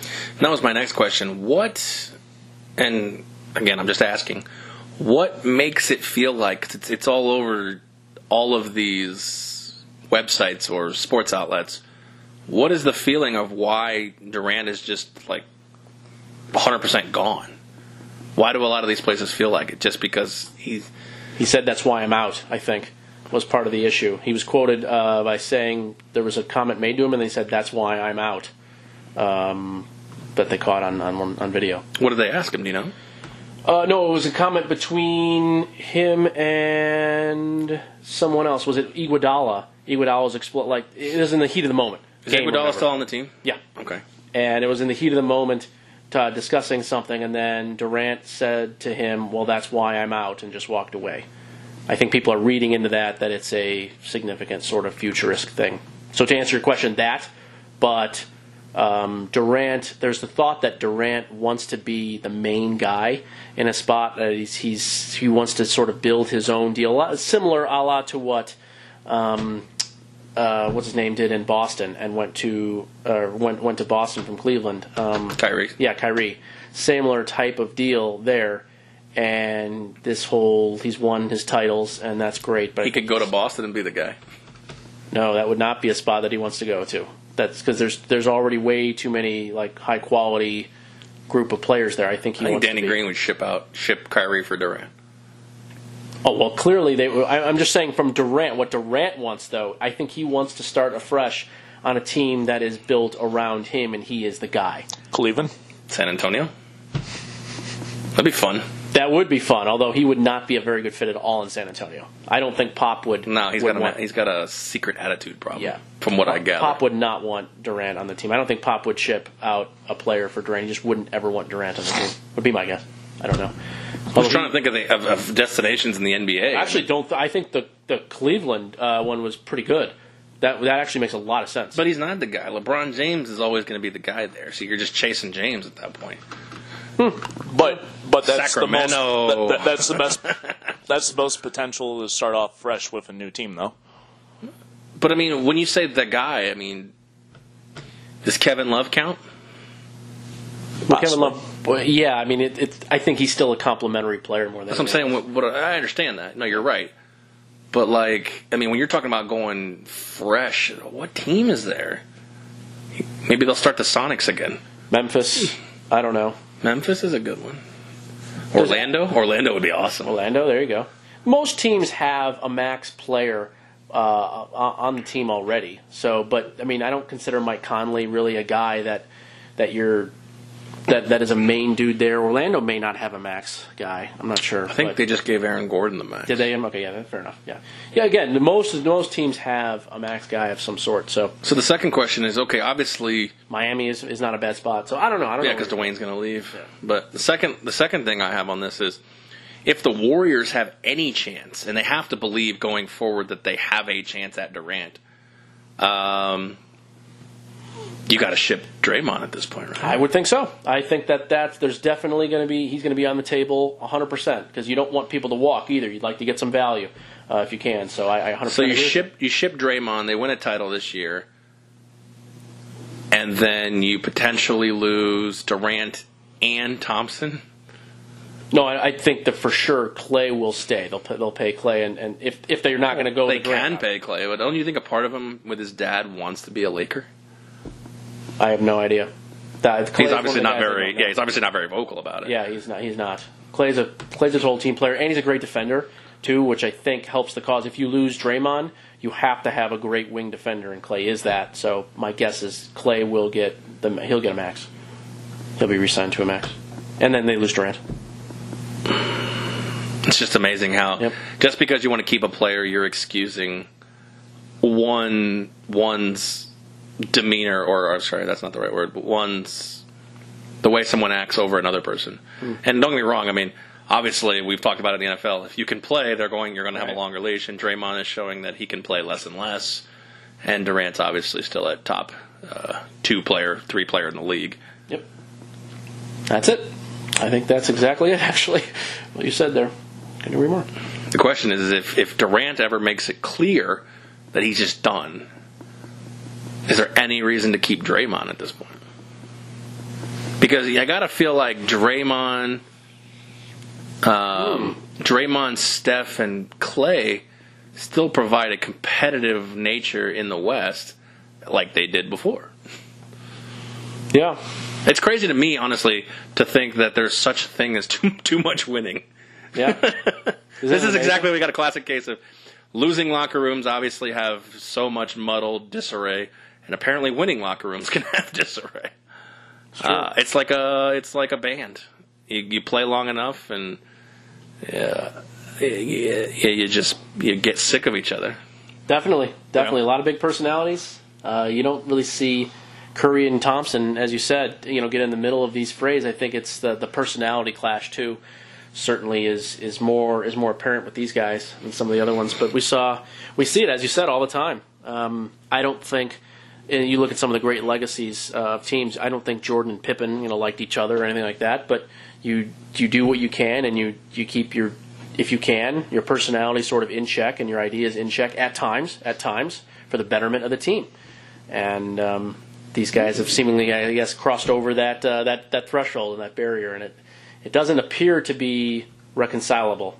Because, as you said, winning isn't the way to do it. Like, usually winning, if you win, everything's going to be okay. But these guys have done that already. Done it twice. Yeah. Some of them 3 times. Right. I don't think it's going to make everything okay.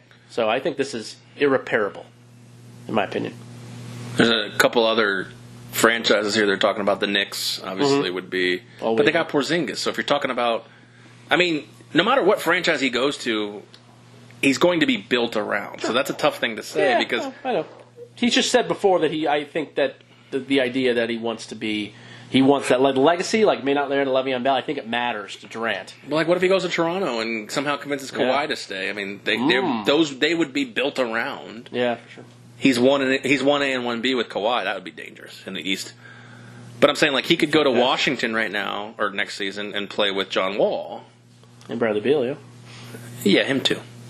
Oh, geez. And Dwight Howard, of course. Beal will be the focal point of that team in the next probably 2 years. Unless they get KD. Yeah. Well, I was just saying that John Wall is. But didn't he like Brooks or whatever his name was? Didn't he like OKC's coach? Scotty Brooks, yeah. Yeah, didn't he like him? Didn't KD like him? Yeah, they got along. They got a shot there. And he's from there, isn't he? Yes. He's from Washington, D.C. area? Mm-hmm. Yeah, Southern Maryland, yeah.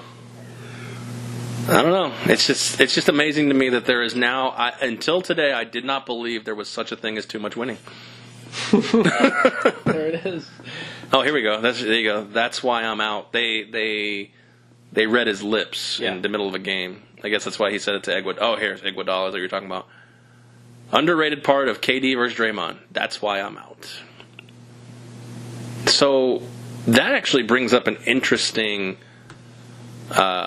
conundrum now, because if this is drawn out in the season, is their talent alone enough to make...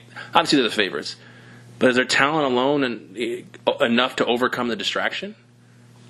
There's enough teams in the... We talked about the East in our last snippet, and I don't know, who's in the West?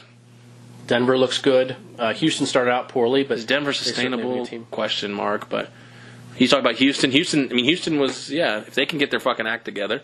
Utah started out poorly again, but they have a really good nucleus, really good team too. Yeah, I mean, does it bring them back to the pack? I mean, they actually don't make any roster moves, but with this quote-unquote disarray, I feel like that could create a problem. Or are they just too good? Well, that's what I'm saying. We get Cousins coming back probably sometime in December or January, and that might, if he buys in... But now, isn't he already causing problems too?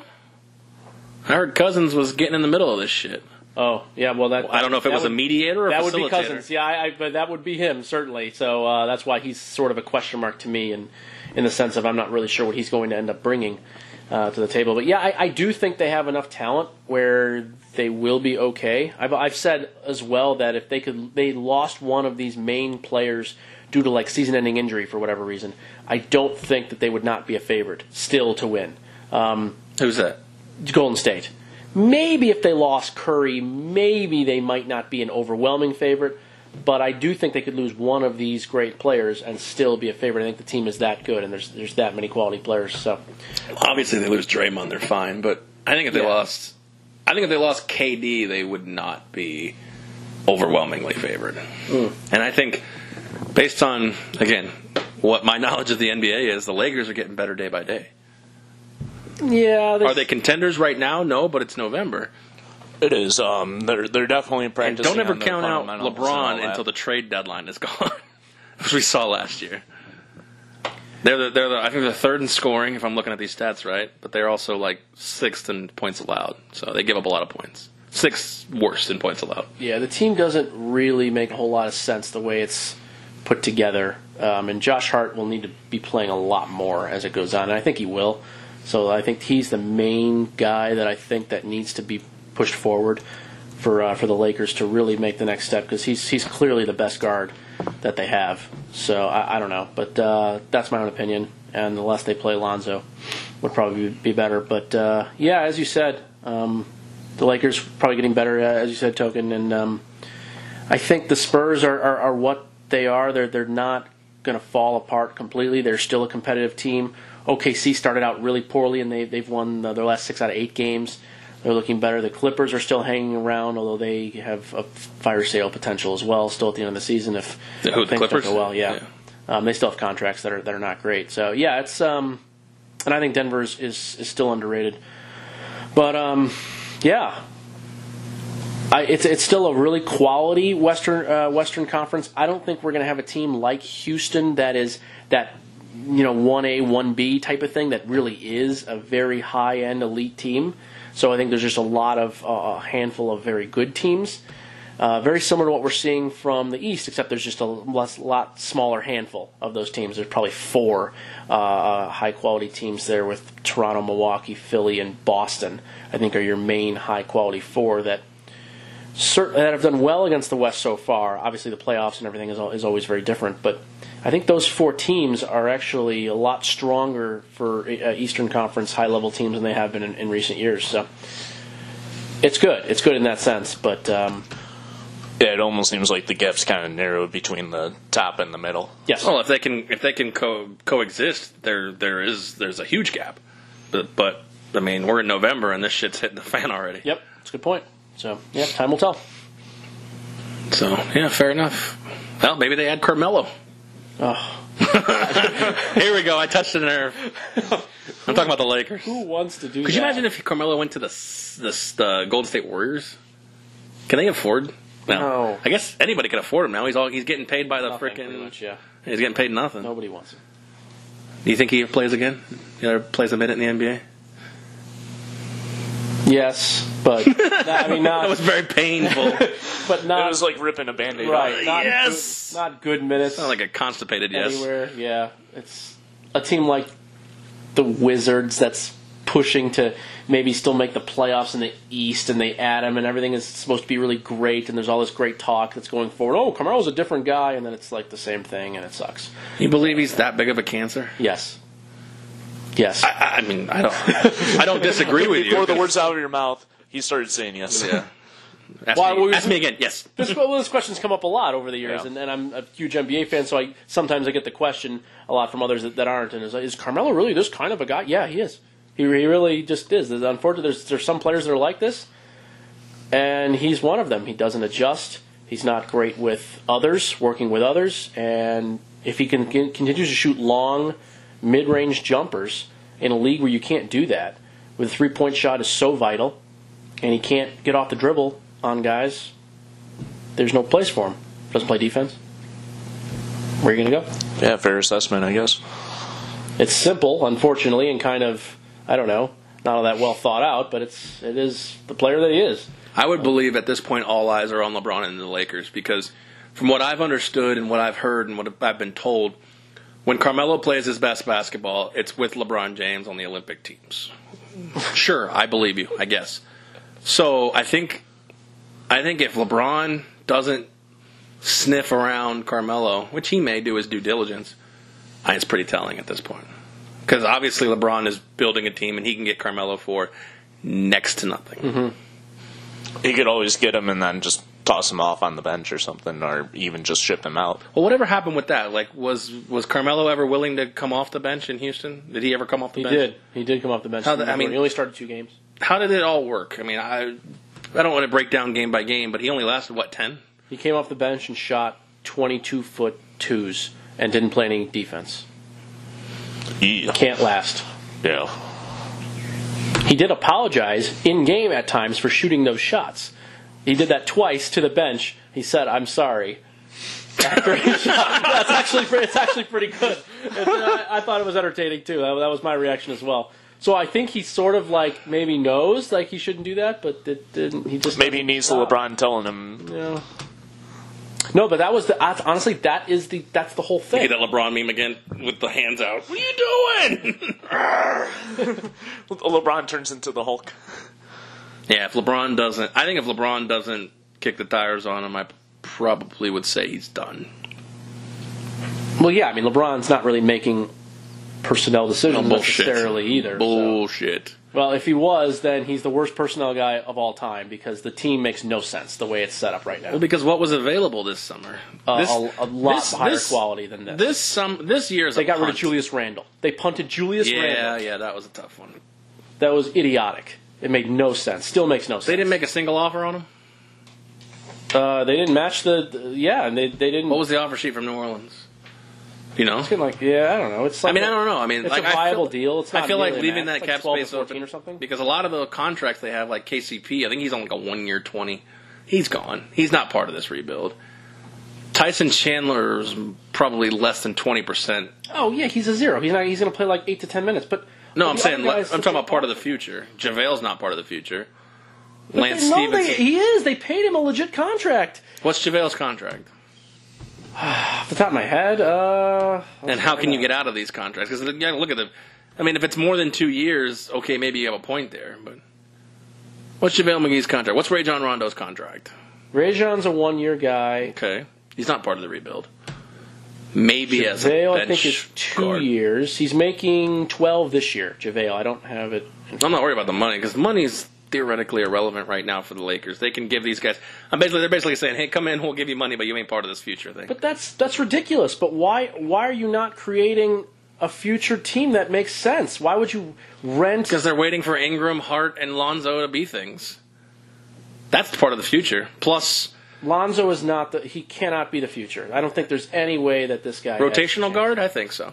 Plays good defense. Plays good enough defense. Second overall. You don't take a second overall player to be a rotational guard. You know, shit happens sometimes. Sometimes they're How'd that bust. Sam Bowie pick work out for Portland? Yeah.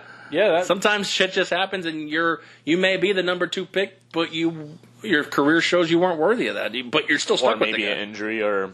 Well. But I'm saying is that like he could be a rotational guard. He plays good enough defense. If he improves his shot, he's, from what I understand, pretty good vision guy. Those three are part, but I mean, there's still a lot of these outlets that believe Kawhi Leonard's coming.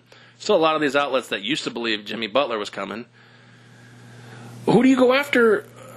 I don't know who you go after in the summer. You're not getting KD. If it sounds like I'm not if sure. you believe what you were telling me. I don't try to think as I'm going to just relay again the same thing. I don't try to think too far like that. All I can say is if I have to control that team and I have this season to start, signing Stevenson and Rondo. Stevenson's contract's what, 1 year? Yes, but there's just no point. There's absolutely no point to this. Because he's punting this season. But why punt the season with weird veterans that have no chance? It doesn't make any sense. Because the pressure is off of when the rotation comes in of Ingram, Hart, and Lonzo. The pressure's off of them. They're second round, or not second round, but they're backups. I think Ingram starts though, doesn't he? Yes, he does. Hart doesn't start, and I don't believe Lonzo starts either, right? No, not anymore. So when they come in, the pressure's Rondo's off. Hurt. Now. He was starting. Rondo's hurt. Yeah. But are you really? I mean, Rondo, I sort of understand a little, but I don't agree with Stevenson. I don't agree with McGee. Hart should be starting. I don't know why Hart has to come off the bench. Because there's no pressure right now as he develops. Pope started like 4 games this year. Yeah, he'll be gone. None of this makes any sense to me. So let's look at 2019. Okay, what do you go after? Do you go after DeAndre Jordan? No, definitely not. You go after Clay, obviously. But I mean, there's not much out there. Unless they nail it in the draft. There's a lot of quality. There's quality middle tier guys that could make some sense. I don't know. I haven't thought about this in its entirety to be able to. I sent you the text with the rundown last night. You should be knowing this. For the Lakers and what they can do. Kemba Walker, it could be one. Yeah, Kemba's going to get a max though. That's a max guy, probably. Well, I believe they're clearing up space to have 3 maxes. Can I be wrong? Yes. While no, the rest you are right. While the rest. Kemba's fantastic. So I you love ship Kemba out Walker. JaVale. You ship out. You maybe keep Tyson. Tyson's 95 and can't move. You're not keeping Tyson. I'm not saying he's going to start, but you're right. 5-10 minutes a night. Vucevic is from Orlando is pretty decent. I'm just looking at guys who are going to be free agents next year. Trevor Ariza could come back. Yes, like that. That would have been a name that would make more sense than Stevenson or Rondo, or they signed Beasley at one point this year. McGee, like that's a name that makes. Well, there's got to sense. be a reason Trevor Ariza went to Phoenix for $17 million. My guess is money. That would be the only thing I can think of. Is that was the highest contract offered? And but I'm just saying, like, okay, so I can think of. I don't know. I mean, look at these guys. Kenneth Faried may be a decent pick. Yeah, there you go. Like that type of. But these guys will be free agents. I mean, you go with Kemba on a max. You go with, Kenneth Faried. He's making 12 now. He could make around 12. And Cantor, is he anything? Inez. He'll be a free agent. Okay. See, I know. I'm just trying to pick out guys I think that are in your world that you're talking about. World. Huh? Yes. I like that world. I just don't. Let me see if I can find another one to make him jump up here. I get excited. I love the NBA, but I don't. I just don't like the team. The way the team is set up makes zero sense currently. And while these guys may not, as you said, be a part of the future, and I agree with you certainly, why make it a team here? It just doesn't. They don't correlate at all well. They're not supposed to. There's no team is created to not supposed to work. That doesn't make any sense. Why would you do that? This team is created to clear contract space for next 2 years and get Luke Walton out of there. Oh, so that's where you think it's going, that Luke is not going to be the guy. I believe that the first words out of Magic's mouth were, we're going to give Luke Walton a leash, and then 10 games into the season, they're like, we expect more. That's true. And again, how much should I expect from management that's headed by Magic Johnson? I guess. How much you want to bet Magic Johnson's going to coach this team next year? Right. I mean, Patrick Beverley would be a good this one. really has. There you go. See, this really has zero chance to work when you think about nailing this. I don't even watch basketball. I'm nailing these. Yeah. Mofos. Yeah. So I'm not going to give any credit to management and what they're going to do being right. I don't even know if LeBron's a draw anymore. There's also that discussion too. A draw in terms of what, playing with him, or yes, no, I've heard. So I don't know. Again, these are a lot of unknown entities. The answer is not what they put on the floor this year, and it makes zero sense what they put on the floor this year. Hey, Michael Scott's going to be a free agent this year. So there you go. I don't think that's the same Michael Scott. I would hope not. From Dunder Mifflin. All right. Hey, it makes some good, interesting stories, I'm sure. Yeah. The assistant to the bench coach. Assistant regional bench coach. All right, well, let's kind of wrap it up here. The last thing we want to talk about is obviously the Tiger versus Phil Black Friday matchup. Absolutely. I know that, Token, have you decided you are watching this? Are you purchasing or are you not Yes. purchasing? Thumbs up or thumbs down? You were in between before. I'm in. Okay. Chuck Norris says yes. I don't know. You ever watch Dodgeball? He's the final vote for the to let them do the whatever it is at the end. Are you thumbs up or thumbs down? Yes. Thumbs up. Definitely buying it. Won't be around here, but watching it. Wish I was being able to go the course, though. Yeah, I know. We talked about that, too. Why they're not allowing the public in for, again, they could have Fucking made an Tiger expensive hates ticket. the public. But he likes money, so it's a catch-22. Put it in the hole! Get in the hole! Likes money. That's true. Yeah, that's a good point. You bring He wouldn't be playing this match if he didn't like money. No, this is What's on the line? reason. Like $10 million? $10 million purse, yeah. Who's providing that purse? Us? Because $19.99, No. they're going to have to shell out a lot of money. I think they're gonna get a lot there's of some definite sponsors that are attached to it. I mean, pay-per-view buys will certainly be a portion, but no, they've got it sponsored for. There's a couple. They would have to sell 500,000 pay-per-views to cover the there's definitely sponsors involved. So I'm not really sure what the TV deal is. I think there's a specific not TV international deal as well too. That's not pay-per-view. I think Sky Sports pay-per-view has a faction of it. They're getting some upfront money from them. So yeah. Either way, but yeah, I will be watching it. It's not going to be the most exciting, entertaining, on the edge of your seat deal, but for $20 split, going to be amongst a few of us, it's not that big of a deal. We're just going to make prop bets in every hole and just kind of have fun with it. There you go. Now, Masters, yeah. Now, I understand that they probably won't be doing this because they're celebrities, they're golfers, they have more to do with their time, but I feel like it's a bad look for golf when Justin Thomas and Rory say they have no interest in watching this. I think you're right. It's probably not something you should directly say. You really should promote the game and understand. And these guys have been pretty good about understanding how important Woods was for their careers in regards to the prize pools, the purses they're playing for, the exposure they have internationally, things along those lines, growing the game, of course. So I feel like they've done a good job saying that over the last few years, especially as Tiger's been now back to playing. You'd think that this would be an extension of that more than anything else. I'm not saying you have to be gung-ho and be like, yes, I'm stopping my whole day and I'm watching this entire thing. No, but to be generally supportive and to, I think, be positive that a couple of your brethren are getting paid millions of dollars to play a one-off match when no golf is being played. A couple of your setters. It's supposed to be for charity, though, and there's getting sponsors to put up the money forward. So, say that again? Supposedly, they're supposed to be playing for charity for whoever wins this, and it's supposed to be sponsored-based money, the whole purse. Oh, the entire one? Okay, I didn't know that. Who was involved? I didn't know it was the whole thing. It's supposed to be, or at least that's in Phil's mind, that's how it should be. Well, MGM has exclusive rights as far as betting odds, money line, and other betting, I guess, props like you were talking about. Will there be a hole-in-one and stuff like that? Apparently, Tiger and Phil will be making side bets on TV. Nice. With the side bet money being donated to charity. I've never seen anything that said it was going to be donated to charity until that, side bets. I'm not saying you're wrong. I haven't seen anything that said that they were playing this match for charity.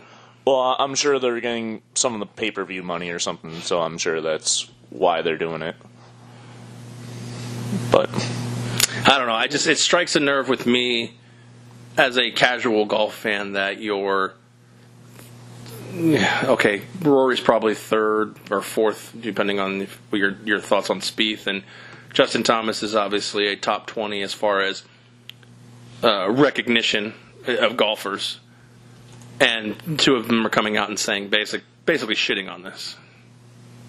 Yeah, it's pretty silly. And I'm not saying that they were like, oh, it's not my cup of tea. They're basically like Justin Thomas came out a few months ago and said, I have no interest in watching this.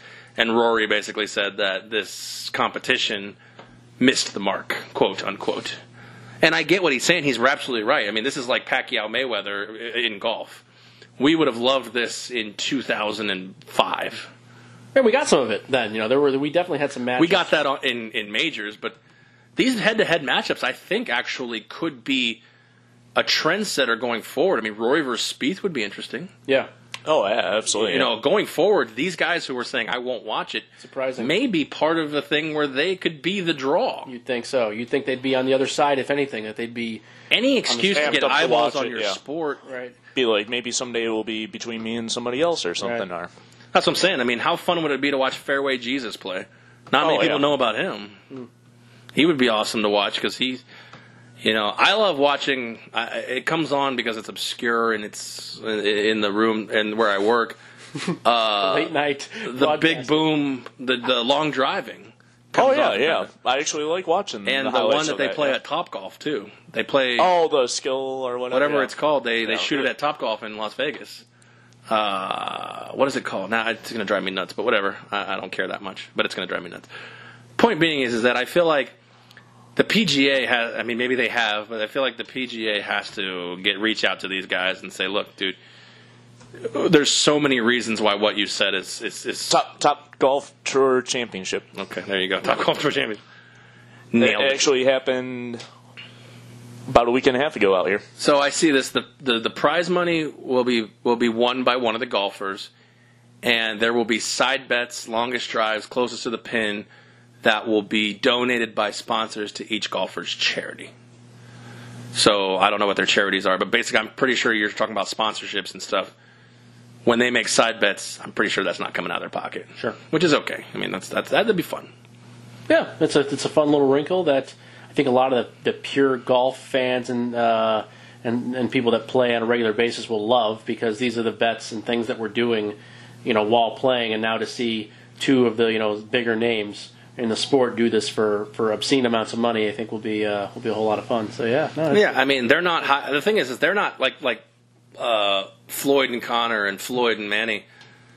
they were, as much as Mayweather talks about money, obviously it's in his name, they did a better job of hiding the amount of money that they were about to receive. Here, they just put it right out there. Yeah. Oh, yeah. And I'm okay with that. I'm just saying, everybody talks about, a cash grab. Well, that's exactly what it is, but at the same time, I mean... They're upfront and honest about it, I guess. Yeah.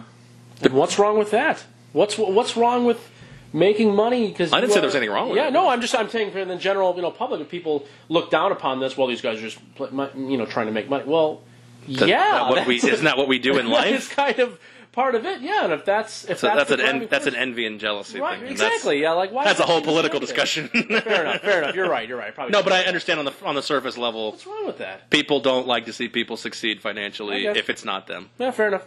And that's okay. So let's. If we can ever find the numbers, what do you think? Over under 100,000 pay-per-view purchases. Ooh, that's a good line. I would say slightly under. It's Black Friday. A lot of people shopping. Yeah, that's another weird. Yeah, it's a lot of people are hungover or whatever from Wacky Wednesday, the biggest bar night in all of America. Wacky Wednesday makes an appearance. Nice. Yeah. I've never even heard of that. It's the biggest bar night in America, the day before Thanksgiving. You never knew that? I mean, I just made up the name Wacky Wednesday. A lot of people go out to eat, too, on Wednesdays. I remember when I was working in the restaurant in my earlier years. Oh, yeah, the Wednesday before Thanksgiving. It's not officially called Wacky Wednesday, but I just said that. Yeah. But it is the biggest bar night in America. I was in a strip club on Christmas Eve one time. That felt weird. And it overlapped into Christmas. That was actually was night. As well. No, really? Yeah. I thought I was the only one. Well, there was 4 of us, but I thought we were the only ones that ever Were the strippers that were wearing like Santa type of attire? No. Oh, no. No, there was Sad. it was definitely the C Squad too. Ooh. Yeah. That's not good in any regard. Okay. That's unfortunate. It was I just felt grimy that night. Yeah. Anyways, they I felt have done a better job of making it festive. Yeah. That's right. Festivus for the rest of us. Yeah. I feel like 100,000 pay-per-view buys would be a colossal failure at this rate. I agree. I think it'll be much higher. I do too. Much higher. 500,000. Worldwide we're talking about, right? Or are we just talking about domestic? Well, how do people worldwide buy this pay-per-view? Depends on the country and how it's set up. Some are set up with a pay-per-view style viewing that we have. Others, they've sold some packages, pre-sold some packages to like a main network that has whatever, a certain amount of people that get to see it. It depends on what it is, but those numbers don't come in for at least another month. Usually we don't know the full pay-per-view buys for about a month. Yeah. So until about that in the year, we won't know exactly how much. This quote makes me laugh. Rory McIlroy. Look, Jesus, if they had done it 15 years ago, it would have been great. Like now he feels like he was attacked by the question. I do love the fact that Rory said Mickelson will give him the money to cover the cost to watch it. That is actually the best part of that whole thing. I think that there might be some jealousy too attached to this. Yeah. Well, yeah, that's a flip side. Yeah. Yeah, is that these guys are seeing 2 non-great, elite players right at this current moment that are making this kind of money doing it, and Rory and Justin and these guys know that they're better players overall, certainly, and they're not getting this money. Well, there's more to life than or more to if you're talking about just the monetary aspect or. Being a high-profile player, there's a lot more to just being a good golfer. A lot more to it. Obviously, you need to know how to market and you know how to create a match like this. That's right. That's good. Credit to Tiger and Phil's camp, for being able to get this together. I mean, this is not easy to do. So another fun one might be, I don't know if pay-per-view worthy, but remember the Golf Boys? No. Do you don't remember the music video? Yes, where music video. Bubba Watson and Bubba, Ricky, Ben Crane, and there you go. Keegan Bradley, maybe? No. Okay, I don't know. Hunter Mahan. Hunter was in there. Okay, that'd be a fun little $5 pay-per-view. Watch those 4 drink and just hang out. Yeah, just be idiots on the golf course. Yep. See, they could open up a whole world of possibilities. Make me your marketing director, PGA. Because I'd like a better job. Okay, so there's that. What else is going on? Anything, or are we done? Besides tennis. You know what? I'm going to turn my mic down on that one. You guys want to talk tennis? Go for it. Running a little short on time right now, actually. Who is? Me. Oh, that's right. He has to do the work thing. Yeah. I got work in hour 45 minutes. Okay. I think we've covered the majority of stuff. Yeah, We've got some good action going on this week. Tuesday through Friday games. That's all you, buddy. That's all. Is that all? I mean, does anybody actually really care? Well, probably. I don't think anybody does any dive on the action. They just say, bomb. All right. Well, I actually leaned towards the under yesterday in the Western Michigan game, and that fell through. Got unlucky late, yeah. Well, speaking of unders, I will for all the loyal listeners out there, because if you're still listening, you're a real loyal one. Tomorrow, the Toledo-Kent State game the total is currently 59. Mm-hmm. The live total, as Aaron likes to say, and I think this total will finish at 55 to 56 by game time. Oh, you think it gets driven down? Yes, and because of that, I like the under now. There's a lot of things that are working here. So Toledo is playing a lot of twos, both at quarterback, running back, 2 offensive linemen, and a bunch of defensive players. They might suspend another defensive player, it looks like. Oh, wow. Potentially here. So, yeah, Kent State is in free fall, and starting quarterback Woody Barrett might actually get benched too. They asked the head coach who the quarterback would be this week, and he was non-committal. And the old depth chart says, in between the two names. So without Woody Barrett, I do think that's more of an issue, but it's almost like shutdown time. I think that he's only a sophomore, and the future of the program is going to be an offensive, probably juggernaut at some point, and I think that they might shut him down. So I like a low-scoring game here. We've got some significant weather also that's involved, and it's just a classic late Ohio action game where you're in the low 30s, and both teams aren't really going anywhere. It's a tough spot. It actually starts pretty early out here. Yeah. 3 o'clock start out in Pacific Standard Time. Yeah, odd early start on a Thursday. I don't really understand. Well, it's like the game yesterday, Western Michigan. Also started early. That's right. It was 3 o'clock kickoff. Just after 3, I believe. Yeah, I was sitting there. Well, it's strange stuff. Yeah. So there's that. We got Buffalo playing tonight. Buffalo against Ohio. I mean, Buffalo is, what are they, 9-1? In the season. 9-1. The only time I bet them was their only loss of the year. Yeah, and they're dogs. Crushed by Army. They're dogs at Ohio. So that'll be a good game. Great game. No thoughts on the total though. I think the play on this is Buffalo winning outright or Miami to cover, or not Miami, but Ohio U to cover. Frank Solich always gets a good club there. Another great offensive team that has struggled on defense. So I'm not sure. I'd have to look at specifically what's going on in that game. But 66, it looks so high looking at it. But these teams are both big time offenses. Yeah. Any thoughts on the Florida Atlantic North Texas game? I do have a thought on that one as well. I haven't actually. I just like to make a point of a guy who just claimed he had to go to work, and then he's talking about Florida Atlantic and He North loves it. I knew I could get Token to stay because I start talking about good stuff. As long as I leave by 1:15, I'll be good. I'm just funny. He's like, I gotta go. Oh, I can talk about Florida. Well, what do you think about Florida Atlantic North Texas? Oh, glad you brought it up. How's my Isner bet doing? Isner's up 1-0. It was a rhetorical question. With Chilich serving, he's got still rhetorical. I piggybacked you there, Token. I looked at the match before, and because I like the matchup, with Chilich, and I was like, all right, Token likes it. I went to your Twitter. I was like, all right, I'm in for a little bit. So yeah. How's it going? He's up 1 set. No, tied 1 game apiece now. Chilich just held serve. Back to football. FAU is really starting to rise here. No, I just wanted to get back to the situation. It's early in the match. They're really starting to play a lot better overall, and I think defensively is the change that we've seen more than anything else. So they're getting off the field a lot more, and early on in possessions where they're giving up chunk yardage to teams like Middle Tennessee and Florida International, and I like the aspect that they're at. And on the flip side, North Texas has continually gotten out to leads and given up these leads. They've had a lot of really, really close games, taking away the first 4 or 5 weeks of the season where they were throttling people, including Arkansas on the road. They're not doing that right now, and I think we've had a little bit of a sway in the conference. So I actually like Florida Atlantic here, getting the 3.5, which seems to be, it's moved up from 2.5 to about 3.5. Mm-hmm. So I'm confused about that. I like FAU plus 3.5. I haven't bet it yet, but that's where my lean is right now. I'll actually take them on the money line. There you go. Okay. Yeah. I think this game's pretty tight until right around the start of the fourth quarter, and Florida Atlantic just makes a big play on offense, puts it in the end zone and contains North Texas to that minimal field goal or punting the ball away.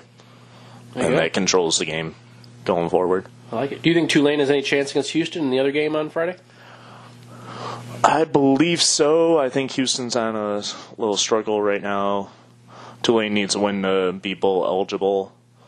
I think they'll cover the 10. I'm not sure about win outright, though. Aaron, you have any thoughts on this? This is your conference here. These are your guys. Tulane will not win the game, but yeah. And I believe, where's that game at, Houston? Yeah. It's at Houston, yeah. It'll get bet up, so wait on Tulane. That game's on Friday? Thursday. Even at 10 or 10.5, you think? Thursday, 8 o'clock Eastern, 5 o'clock Pacific. People still like Houston. People still like De'Aaron King. A lot of public. Yeah, open at 10.5. Currently, I see it at 10. I think it goes back to about 10.5. Okay.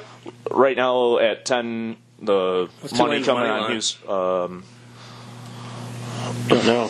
Sorry, I asked a tough question. No, I have vested interest. One of my last, well, I have still a few more, but I have a season win bet on Tulane over 5.5 wins. So you need one more. I need one more, and I don't think it's this, or they play Navy at home next week. So I don't really know. plus 340 this week. Yeah. Line sounds like it doesn't vibe with 10.5 points. They sound a little contradictory. Yeah. I mean, maybe a lot more money lines coming in than the spread or something. Right now, I see 66% of the money coming on Houston at the current spread. So Houston was a 7-point victory. Sounds about right. They were dead and gone. They were 2-5 for a while, and they've won 3 in a row. And they've played. They haven't played a whole lot of great teams in that spot. I'll give you that. They did beat South Florida by 26, although a lot of teams are doing well against South Florida recently. Yeah, they fell off, dude. They really Which did. sucks because obviously they would have built UCF's resume. Well, it's another team that just lost a lot of really good players, especially on offense last year. It's hard to replace that many great offensive players. And we're even seeing Montez Scantling, actually rise a little bit with Green Bay in the NFL. So it's a little bit of a surprise there, but he was quite good at USF. But yeah, I'm with you guys. I think it should be closer. Tulane's a tough team to face as well. Really interesting rushing attack. They come at you from a lot of different ways, and they've had a quarterback change as well, which has bared some fruit here the last few weeks. I think it'll be a really fun and good game. As you said, Houston losing 2 in a row should be ready to go. Great game. So a couple of good games on Friday. There, Friday slate is fantastic. Yeah. I can't believe the American went from Houston's high-powered offense to probably hosting SMU. Yikes. Yep. It's too bad. Yep. But like you said, they got to get there first. Yep. Play what's in front of you. Kudos to this conference, though. The American Conference this year, I think, is the best I've ever seen it, ever from top to bottom. It's unbelievable how good some of these teams are. I mean, you can make a case that 5 or 6 of these teams could compete in a Power 5 conference, schedule. I think very well. I may have a rebuttal on that. Give me a second. Okay. Well, I mean, my take is Central Florida, South Cincinnati, Temple. In the Eastern, going on the side. So on the East, I think all 3 of those teams are fantastic, and then in the Western side, Houston, Memphis, and certainly SMU has risen nicely here recently, and Tulane is no pushover. Navy is generally not a pushover. They're 2-8. It's a very rough year for Navy. I grant you that, but they're still not a complete pushover. It's to me by far the best Group of 5 conference, in my opinion. The Mountain West is good. But I like, not as high as the AAC. Yeah. Very impressed with this conference this year. Really like what we see going forward. So, what's the rebuttal? I'm excited. No, I was looking to see because I remember in 2014 when they had a 3-way tie for first place. Memphis, Cincinnati, and UCF all tied. They were conference co-champions. Mm-hmm. All 3 teams were 10-3 and 7-1 in conference. Then you had ECU at 9-4, Houston at 8-5, Temple at 7-5. Wow, I didn't realize it was that good. I remember that year because I was like, no, that's a good point. Because there was no conference title game then because they didn't have enough teams. Fair enough. Oh wow, that was my only rebuttal. I mean, I'm not saying this year is bad. I just remember. I remember that year they were all really good. Okay. Mm-hmm. Yeah. No, that's fair. That's a fair point. I just like these teams top to bottom. I don't think there's a lot of bad bottom feeders. The 2 bad bottom feeders, I guess 3. Tulsa's bad too. Tulsa's East Carolina bad, and Connecticut, but there's still not a whole lot of absolute bad. Yeah.